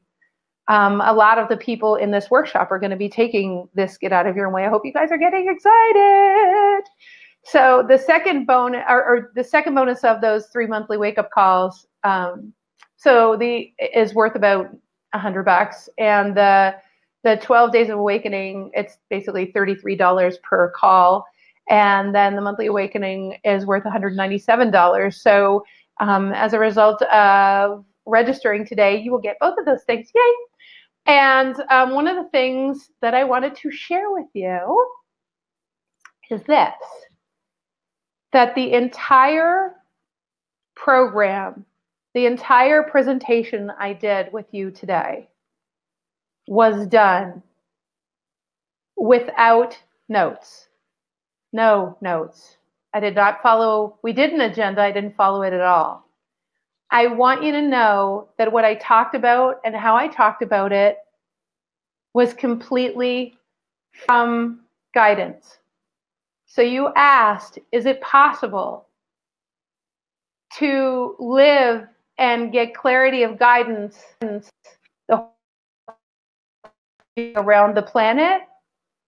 Well, right now I'm in my passion, so I'm inspired by a future of being of love and assistance to all of you and wanting to pay forward the science and the art that actually shifted my life and shifted thousands of people all over the world. And that is what offers me the ability to tap into whatever it is that I've said today. So I wanted to share that with you. And I was wondering, because normally I would prepare a lot and I had all the things in front of me and all that kind of stuff, but I wanted to share with you because I was wondering why did everything happen? Like even this morning, our heat went off and the dog was going crazy. And I thought something is distracting me from doing my final preparations. And I was wondering why. But this is what going direct with consciousness is. Even the fact that I can tell you that this entire presentation was done without notes. I just wanted to share that because what if you could do life in that level of flow? And I cannot tell you how much I would love to show you that, show you how, show you how to go direct. It's so possible. So for those of you that have already done Get Out of Your Own Way, absolutely share anything you want to about what it's meant for you. And we're going to get on to questions in a second. The next thing, though, is I wanted to just make sure you knew what we're going to cover, right? And Heather, we'll get to your question as well. Sonia, if you can actually take all those questions and copy and paste them in, or just type them out in a text, that way I can just look on my phone and I'll answer those questions, because that's a great question, Heather. So what we'll cover is what we're going to talk about is we're going to dive into the science of those photon packages of light, those telomeres, and who you are beyond your body. What are you? What are the non-physical portions of you, and how do they all interact to make you an incredible sending receiving machine, and how you can dance in that level of flow. So Beyond the Body is all about the science of that. Module 2 is awakening clarity and transcending doubt. So now we're going to do exercise after exercise, assisting you to develop the neurosynaptic highways of getting yourself over to that expansive state, and then demonstrating again the contractive state, so that it becomes so clear, and all of a sudden you start to be wired for, well, I'm really only interested in being over here, and it starts to become your default. In fact, you start getting excited when you don't know, as I said. Module 3 is about transcending symptoms. Okay, so this one is really cool, because with my background as a nutritionist, it's just so wickedly awesome. As a nutritionist, the symptoms become the voice of infinite wisdom. And as we dive through them, we stop being frustrated by our body, or being annoyed by the fat or the love handles, or really getting feeling powerless about our depression. We start to actually look at them all with curiosity. And as we dive in from a place of expansiveness, you'll start to get answers about what's going on in your body. The cravings, all of it, anxiety. We're going to have an incredible conversation about that. So next is the language of your cells, which is, so module 3 and non-module 4 are doing a lot of what I just said. It takes a lot, so we're going to need 2 modules to be able to finish that up. And then module 5 is the infrastructure for living a fluid, expansive life in a thriving body. Okay, so if you want a fluid and expansive life, living in a thriving body, what that means is, how do you make this way of living your default so that you can be in your flow? And more importantly, how do you transition everyone in your life? Because a lot of times people say, oh my God, I can't, that course sounds amazing, but what if I change so much that, everyone doesn't recognize me, or, what if my spouse doesn't do it? I think I might lose my spouse over this one. No, you won't. I promise you that everything that we do will only cause you to have more connection with people you love, not less. You will only feel more connected. That's the only thing that could happen. So, and Kathy, Cindy, and Heather, I would love to speak to your points in a second. Module 6 is a Q&A. All of this, so that's where it gets really juicy, and that's where we ground and we install and we do some things to assist you to take this out into your life and make it effortless, so that it's not some program like often happens where it's like, oh my God, it was so amazing. And while you're there, it's so amazing. I am not interested in the least. That's why there's the community page and why there's 3 months of wake-up calls. I am so not interested in a me too, oh my God, rah, got my inspiration on kind of program. And my entire team knows this. We as a team are only interested in you having a life that makes a permanent cellular shift. You can see how my fear of being in front of people is not only not there, I love talking to you guys. That's just, oh my gosh, there are so many things. Even just recently, transmuting a whole aspect around being dominated or being controlled, just disappearing through this work in my own body. So I really and truly cannot wait to share. And the power of that physical group is just something else. So check out the payment plans. And if you really want to start this year with a total change, you go to thewideawakening.com/thriving body. And I can't wait to work with you, and I love you. Okay, questions and answers. Woohoo! Yippee! So, okay. Q&A. Rob, are we still here?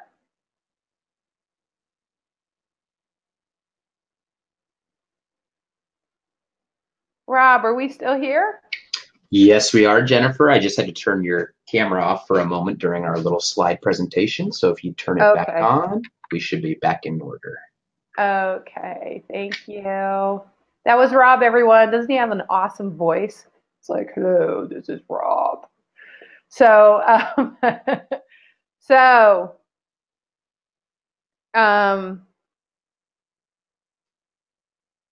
Sonia, Heather asked a question.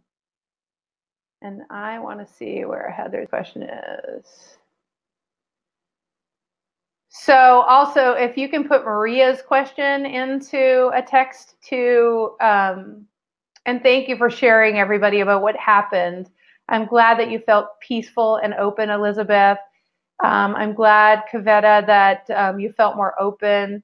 Jennifer, Milton, that you felt more relief. And Kara, that you felt some tingles too. Christina, that you felt peaceful. You see, just imagine, because the first question I would have had is, we went through that and I felt all these amazing ways, but of course I did. What does that have to do with listening to my guidance? You said all these nice things, doy. But what you don't understand is, as I was speaking deeper truths, your mind was going through a series of reconciliations to those deeper truths. It was starting to say, when you heard something that resonated, your brain would go, oh yeah, that even makes more sense. Oh yeah, I love that. And as it would reconcile, what happens is the amount of cortisol in your body decreases and your resistance is relinquished when you do those right brain, left brain reconciliations. When you stop resisting the things that you're afraid of because you have a deeper understanding, your cells, the open feeling that you felt, that peaceful feeling where you felt expansive versus contractive, the proper word is expansive. And the reason expansive is the right word is because you're opening and making yourself vulnerable to the entire universe's wisdom. And when you do that, you're opening up your telomeres. You're waking up your receptor sites, because when you're afraid, those receptor sites close. You go up in your mind and your circulation is not to your cells. So your cells kind of shut down. Just the ones you need to cope with stress will be open. Just the essential cells. But what you want is all of your cells open to hearing the wisdom you need. When you're in stress, your body only uses a very small portion of the cell's receptor sites because you just want to receive the information to get out of the scary situation. So being at peace, finding your way home, not by doing a series, geez, I have to listen to Jennifer the rest of my life. Please do me a favor. Don't do that. I have to listen to these activations. No. What we're doing is we want to have these activations happen so often that the deeper truth becomes your new wiring so that you live in a permanent space of expansiveness. And one of the key ways to keep that going is learning the skill sets or the innate abilities that assist you to be able to live in that not familiar way. So the reason we were doing that little activation or that little reconciliation of your brain was very strategic, because we want you to be able to live there, right? So, and what I would love is, dear Heather, if you can copy and paste your question, anyone that has questions, this is how we'll do it. Anyone that has questions, if you can copy and paste your question from the chat to, yes, and unicorns rock, Lori, you're absolutely right. So if you can copy and paste your question to the bottom of the chat, then I'll be able to read it. It'll be less work for Sonia. Okay. All right, you guys, here we go. So many questions.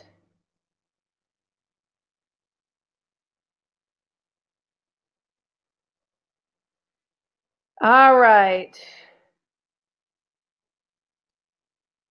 Sonia, I don't know if you got to put it in a text message. What I'm going to do is go to the bottom of our document and see if you if you can copy and paste those questions to the bottom of the document. That would be great. That would be so great. By the way, those brain reconciliations are also part of Get Out of Your Own Way.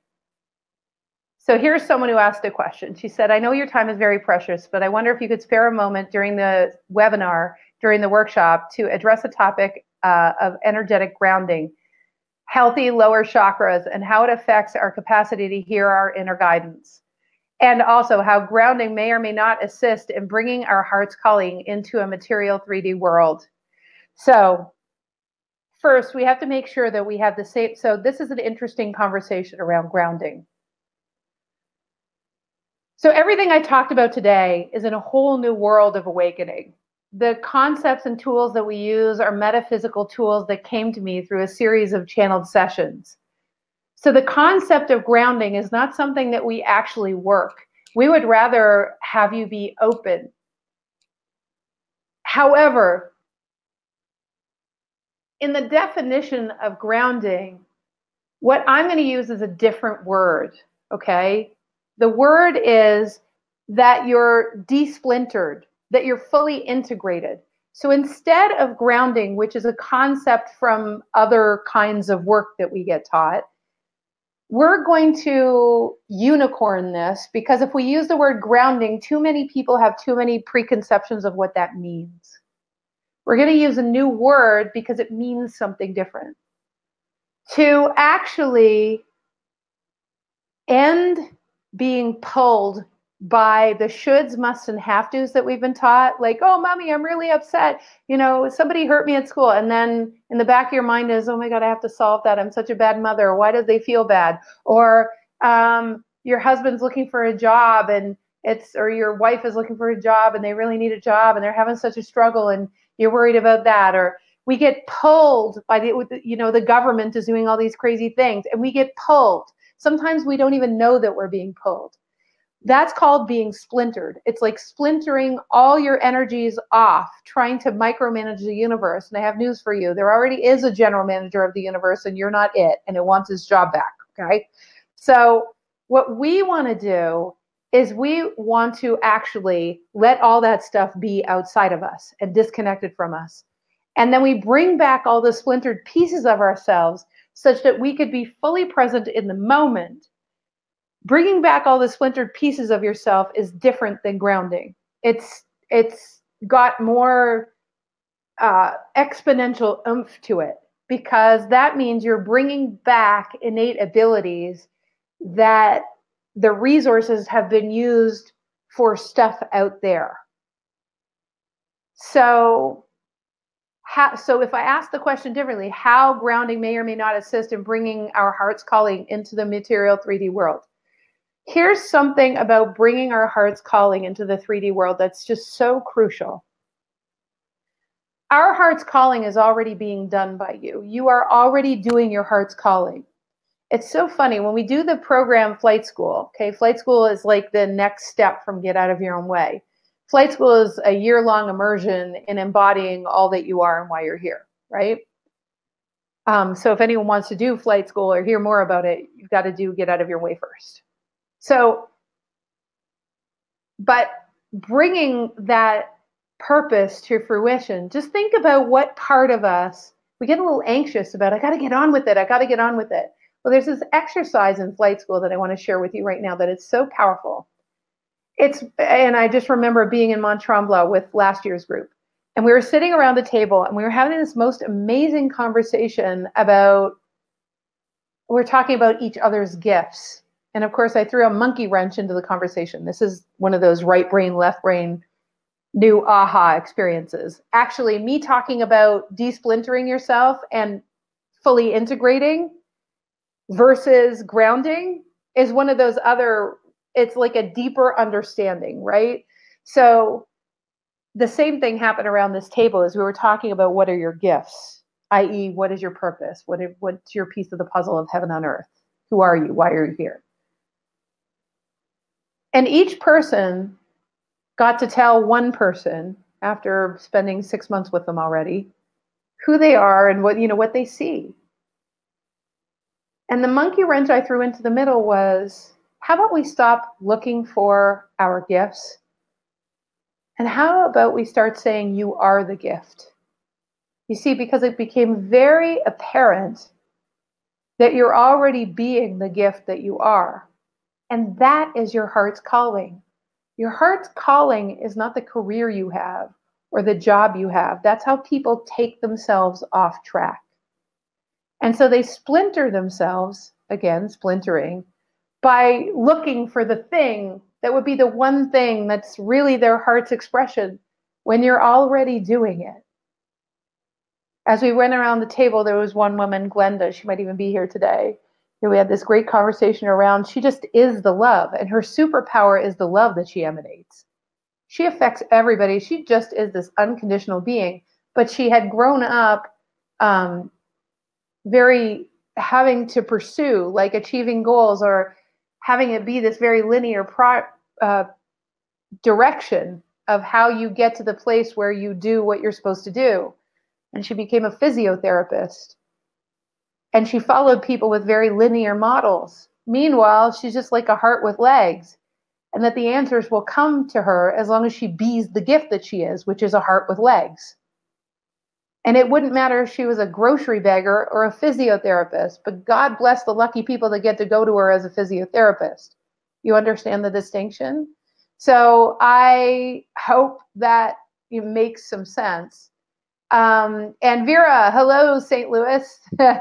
She said, I'd love to hear more about handling feelings so much that I get overwhelmed with other people's emotions.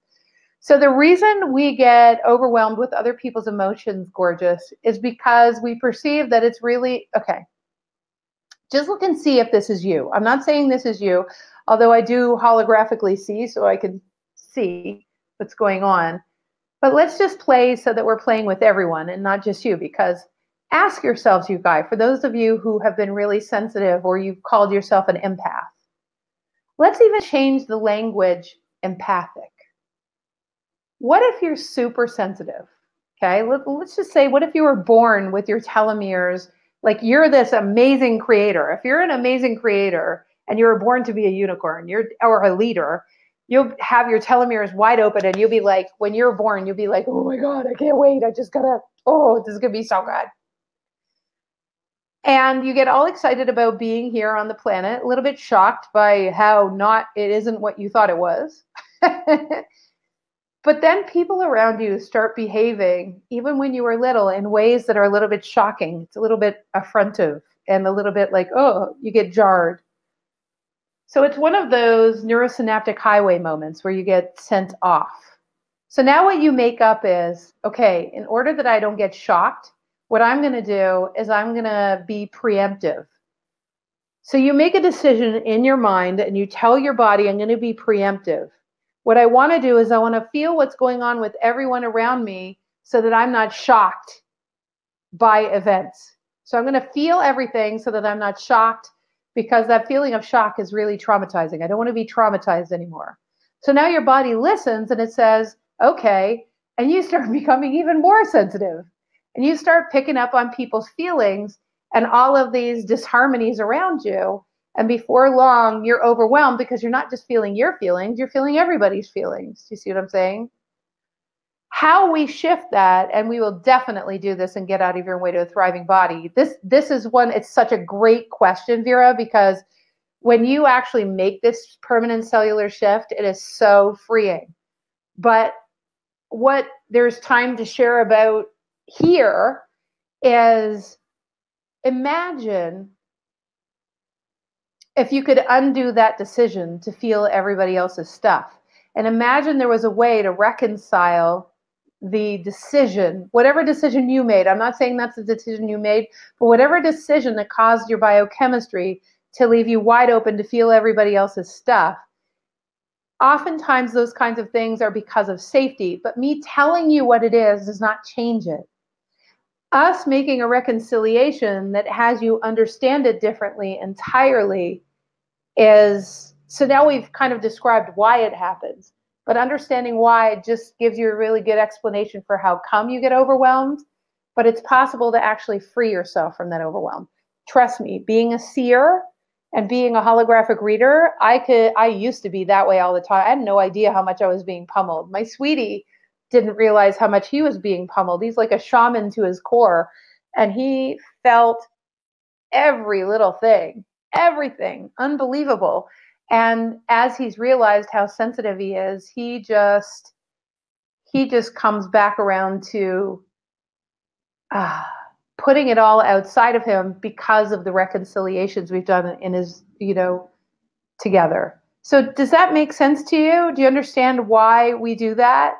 I wouldn't want you, your question was, I want to hear more about handling feeling so much.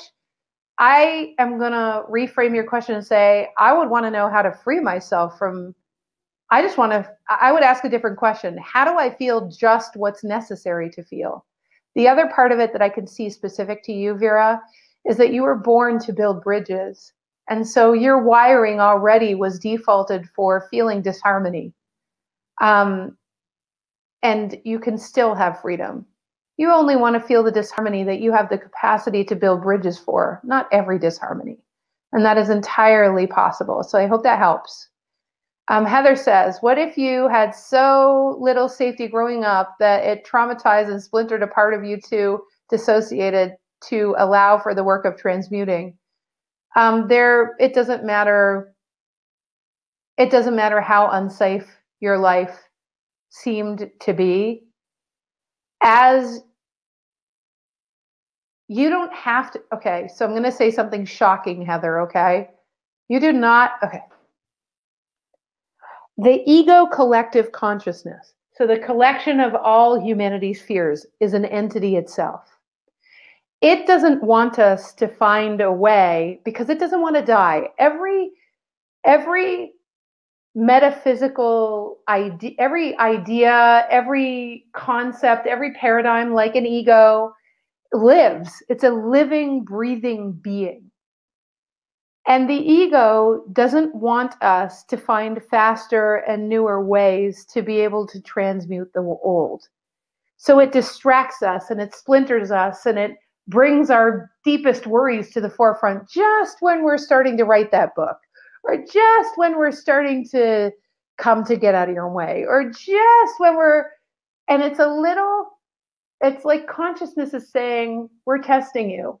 If you really are serious about going the direction of your heart, you're not going to take this fear seriously. So one of those ideas that the ego so insidiously has made up is the idea that you need to transmute all of the trauma from the past so that you can get on with having an amazing life. And if you've had such an unsafe or volatile past, then the idea of transmuting all of that in order that you can be free would keep you in a perpetual loop, because so here's the next piece about our bodies. Our bodies sometimes don't want to go to the most deeply traumatized places, but that's not a bad thing. That's a good thing, because your nervous system often can't handle it. So it's actually your higher consciousness keeping that stuff away from you, which is so perfect, because do you need to get over your past traumas in order to create inspired futures? No. So our inspired self, and even Get Out of Your Way itself, was co-created from the place of an inspired future that I created, that we didn't have to fix our brokenness in order to fly forward. And then I asked, how the hell do you do that? Because I'm so tired of analyzing the living daylights out of myself. So then all the answers came through, and it came in the form of get out of your own way, which is constantly being evolved, the tools and the exercises to be faster and faster and faster in getting on with this. Now, if we got you to a place that you were flying forward in such a way and you had the tools necessary to do that without fear, I promise you at some point you would notice these starting to float away or disappear, or your higher levels would start to take care of them. Some of them would come up because they would serve, because maybe some of the people you're going to talk to are going to be people who have been through exactly what you've been through, and you actually need to see them. But in an inspired future, you will always have the support around you to be able to go through that. Get what I'm saying? So, and then Angelica, can this work if you're married to a malicious, narcissistic sociopath? Well, it won't work on the malicious, narcissistic sociopath. Because if you're that malicious and sociopathic, if your brain has been taken out of, so far taken out of it, the current reality, it is schismed because you've been so hurt by your past, like really schismed. I'm talking about schismed like irreparably. And I'm assuming you're not just being sarcastic here, Angelica. I'm going to take what you're saying at its, face value. If someone is that way, that has nothing to do with your life. Your job is to have that person be irrelevant to you. And then there's the whole conversation around your fear of maybe leaving that person or whatever. But I promise you, in creating a future that you could actually jump into without triggering all your fears, what would happen is you would slowly build bridges to things shifting for you. So my answer is it works for anybody. There isn't anyone it doesn't work for. It's just a question of iterations. I would say it's more about, if a lot of people, what they do is they don't continue with the work. When you don't continue with the work, you don't get. This is a whole other way of, this is a way of approaching life that sets you free. You can't go, oh, well, I tried it and it didn't work. You do it. You have to, it's a practice. And before long, it just becomes your default. At this point, it's mostly my default, I would say. And the miraculous happens all the time, including my heating guy coming within half an hour of the heat going out. Like, who does that? He's amazing. He had 30 calls today and he came to us. So awesome, right? So Kathy said, once rewired, is it possible to return to constricted state? Well, the problem is the ego can often, yeah, sure, absolutely. You can, if you get really scared, you can revert to some of those neurosynaptic highways. But here's the cool thing, Kathy. The more you practice expanding, the more we give you the tools and the more we show you your innate abilities, the biggest thing being the tools to be able to live in that state, which we didn't talk very much about in the workshop today, but those tools give you the confidence to be able to keep going and not question. However, if something really scares you, for a while, these old neurosynaptic highways, this is something I didn't say in the workshop, for a while, these old certain neurosynaptic highways still live. They still exist in your brain, right? So what happens as you practice your new way with support and with a team around you and all of that, these neurosynaptic highways start to lose energy. And instead of, tree-lined, cobblestoned, beautiful, street lamp lit, gorgeous cobblestone pathways, they start to become crumbly, old, decayed, whatever, and you start not being able to follow them for very long. And sometimes when you go back to that constricted state, it's a good thing, because we have thousands of belief systems, tens of thousands of belief systems that live in us that we don't even know. So one of the reframes and one of the new neurosynaptic highways into deeper understandings is that whenever we have contrast, we tend to constrict. So when you say constricted state, I'm very careful to be aware that you're not talking about that it's wrong to be constricted. When you feel contrast, it's a catalyst for deeper awareness.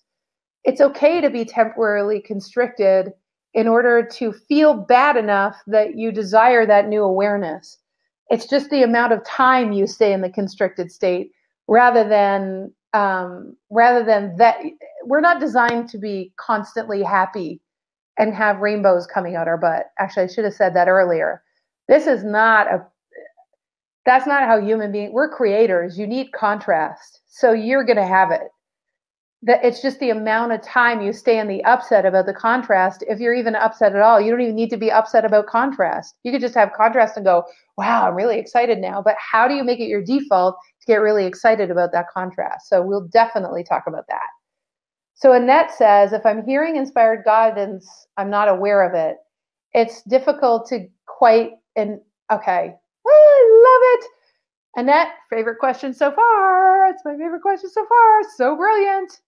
So, by the way, you guys, I'm just going to say it again.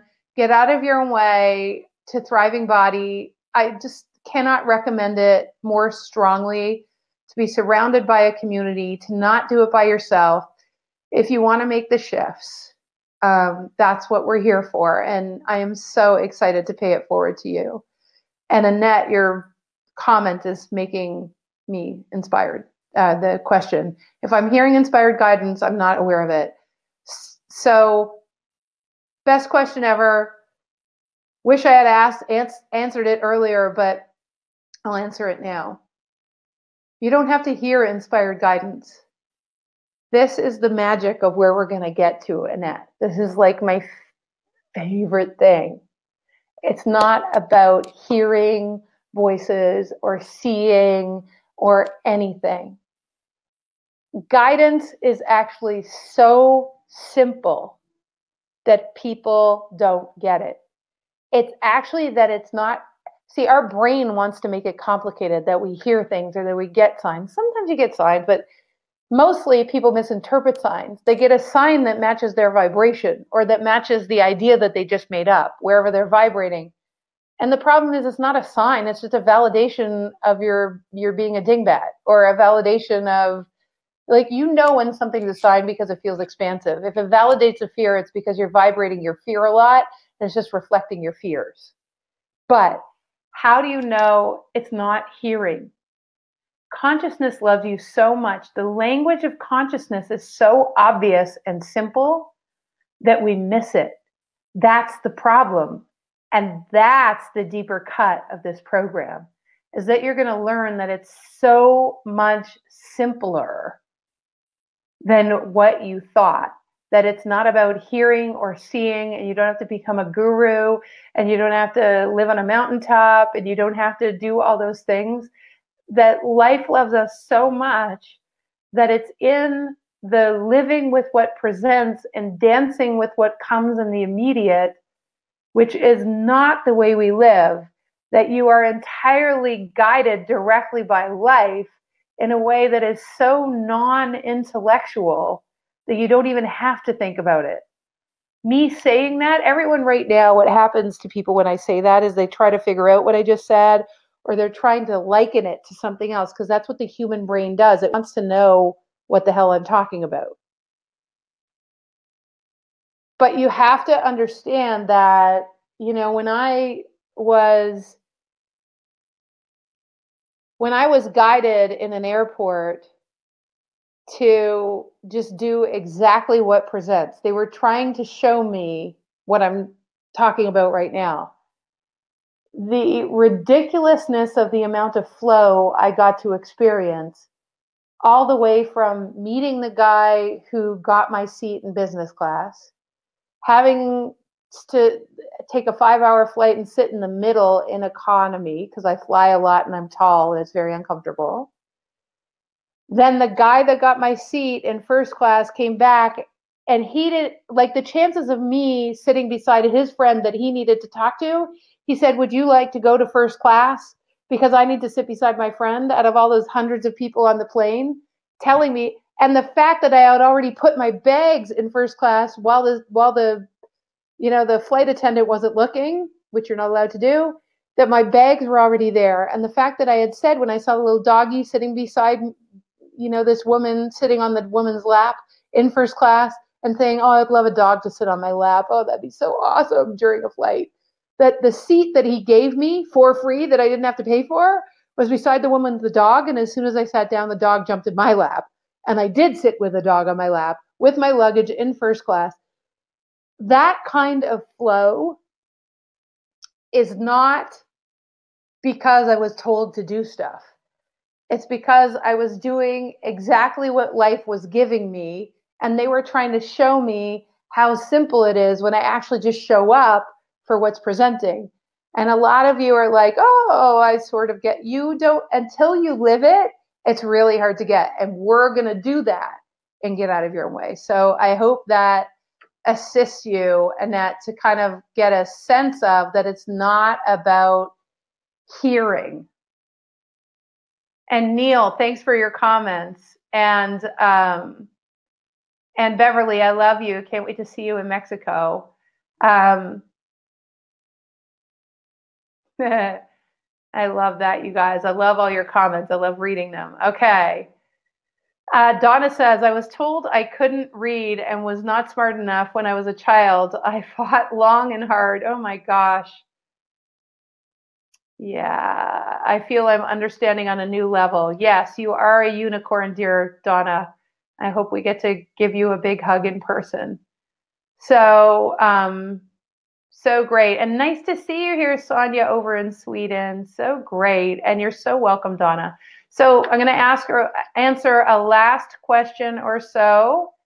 And that's from Elizabeth. And she said, I've never heard you talk about our connection to the earth, the planet itself, and all things that are happening to it due to the ignorance of the arrogance of humanity. Should we be concerned about that in your opinion? And what can we do about it? Everything that's happening in humanity right now, Elizabeth, if we look at it and we're in judgment of it, you're just adding to the problem. So it's not due to ignorance and arrogance. Those, thank you for sharing that, because it does occur that way. I totally understand it. It's actually due to pain and suffering. So people who choose not to listen to their instincts, it's just because if you take the pain and suffering and safety issues and volatility that we talked about and apply them to, actually, in this case, a lot of men, not all men, but a lot of men who didn't have the space to communicate, they're trying to get their power back. So it really is, it's from pain and suffering. It's from their pain and suffering and trying to get power back. Of course, it doesn't work. But as soon as we judge it as ignorance and arrogance, both women and men can be ignorant and arrogant perceptively. But I promise you that any activity that's outside of heartfelt creativity or co-creative, not from the co-creative spirit, is because of forgetting who we really are. What that takes is a whole group of people to remember, and then creating an environment for those people. I don't mean deliberately. I mean just by doing our own work. You don't have to go out and create these spaces. But by doing our own work, as we remember, we change, remember ourselves and remember our abilities and find our own path to safety and our own path back to being able to be co-creators in this magnificent world. As we remember that, we change the environment in which they live. And as we do that for ourselves, we also retroactively heal our ancestry, and they're free. Part of the urgency you feel to heal, to get on with the reason why you're on the planet, is because your entire ancestry is cheerleading your journey, because they know they'll be set free because you're representing in this, and you're representing them. You're a metaphor for their lives. So as you heal, all of them are healed. And then when they come back into this lifetime, guess what? Their lives are different because you freed yourself. So, so we change everybody by changing ourselves. And I promised Maria that I would answer her question. She said she was studying Buddhism, and there was a practice called Noyin. And it's to maintain intention, send love and blessings to the earth and all life. Sometimes the practice, and by the way, anyone who talks about planet Earth is the embodiment of fluidity and creativity and doing what presents and living in flow. Every tree is, every plant is, every dog is, every cat is, you know, it's all that. So understand that that's where nature lives. And what we did is we forgot that we're part of nature. We've sort of put ourselves above nature. So when we talk about Earth in that sense, what we're doing in these programs is teaching people how to get back to their quote unquote nature. She said, during one particular fast, I was deeply inspired by what I thought was my inner guidance to offer an authentic movement class. It was so clear and everything came together, but no one registered. My mentor, healer at the time, and another healer as well told me that I was not energetically grounded enough, hence the class could not manifest on the material plane. Minus the details, I felt so sad to have my dreams in my heart not be able to be brought forth. What's crazy is that I began to not trust my inner guidance, Maria. No, your inner knowing was true. All the visions we get are true. But just because we see them doesn't mean they're ready to be had now. Remember how I told you about an inspired future? That's the inspired future that your higher levels gave you. And they gave you that inspired future so that you could actually do that one day. But in order to do that, you have to go through the iterations of remembering the splintered pieces of yourself. We see these visions not because we have to do them right away, or because somehow it's going to prove our worthiness on the planet, or because somehow that's going to be us expressing our piece of the puzzle. We get given these inspired futures such that we can go on the journey of becoming all of that. By the time you get there, you'll be so far beyond doing that workshop that the or better will be presenting. But at the time, you're given an vision of an inspired future that would catalyze you to want to become the person that would be able to deliver that. And what your healers and mentors were trying to say was really that, although it didn't come out quite that way.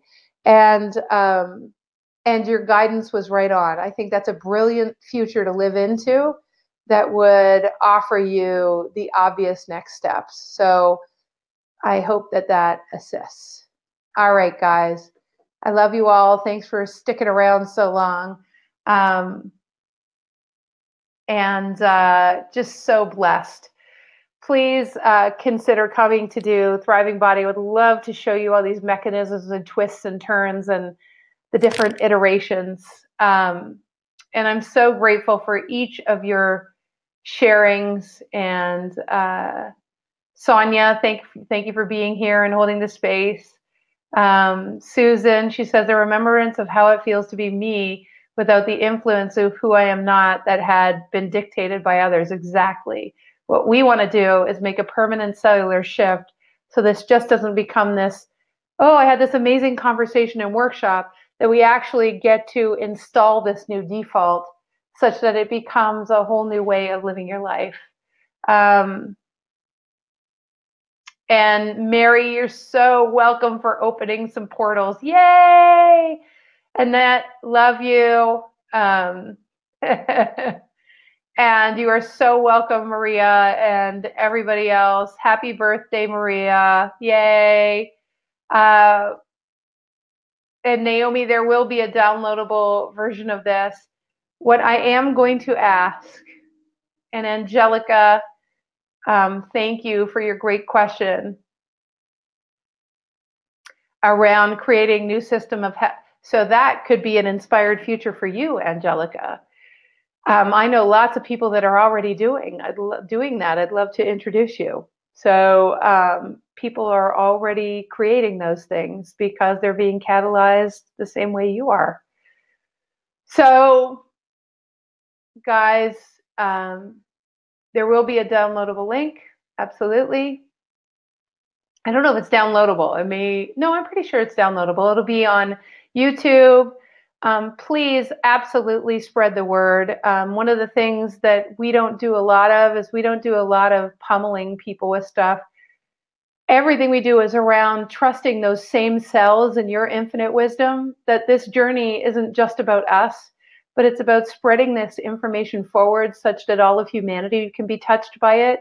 And we consider all of you the Heaven on Earth construction crew. So please assist us in getting the word out about this work and activating the tribe, because it's time for, unicorns to unite.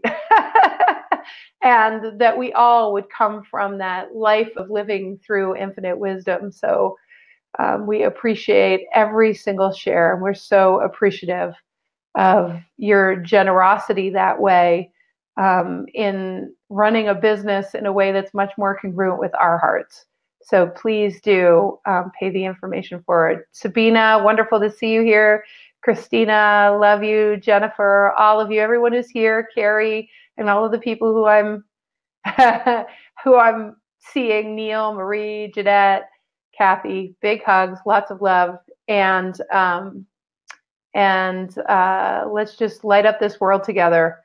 Okay, again, thewideawakening.com/thriving body. Can't wait to be in those quantum wake-up calls with you, and for many of you to see you in Thriving Body. Big hugs. Bye, y'all.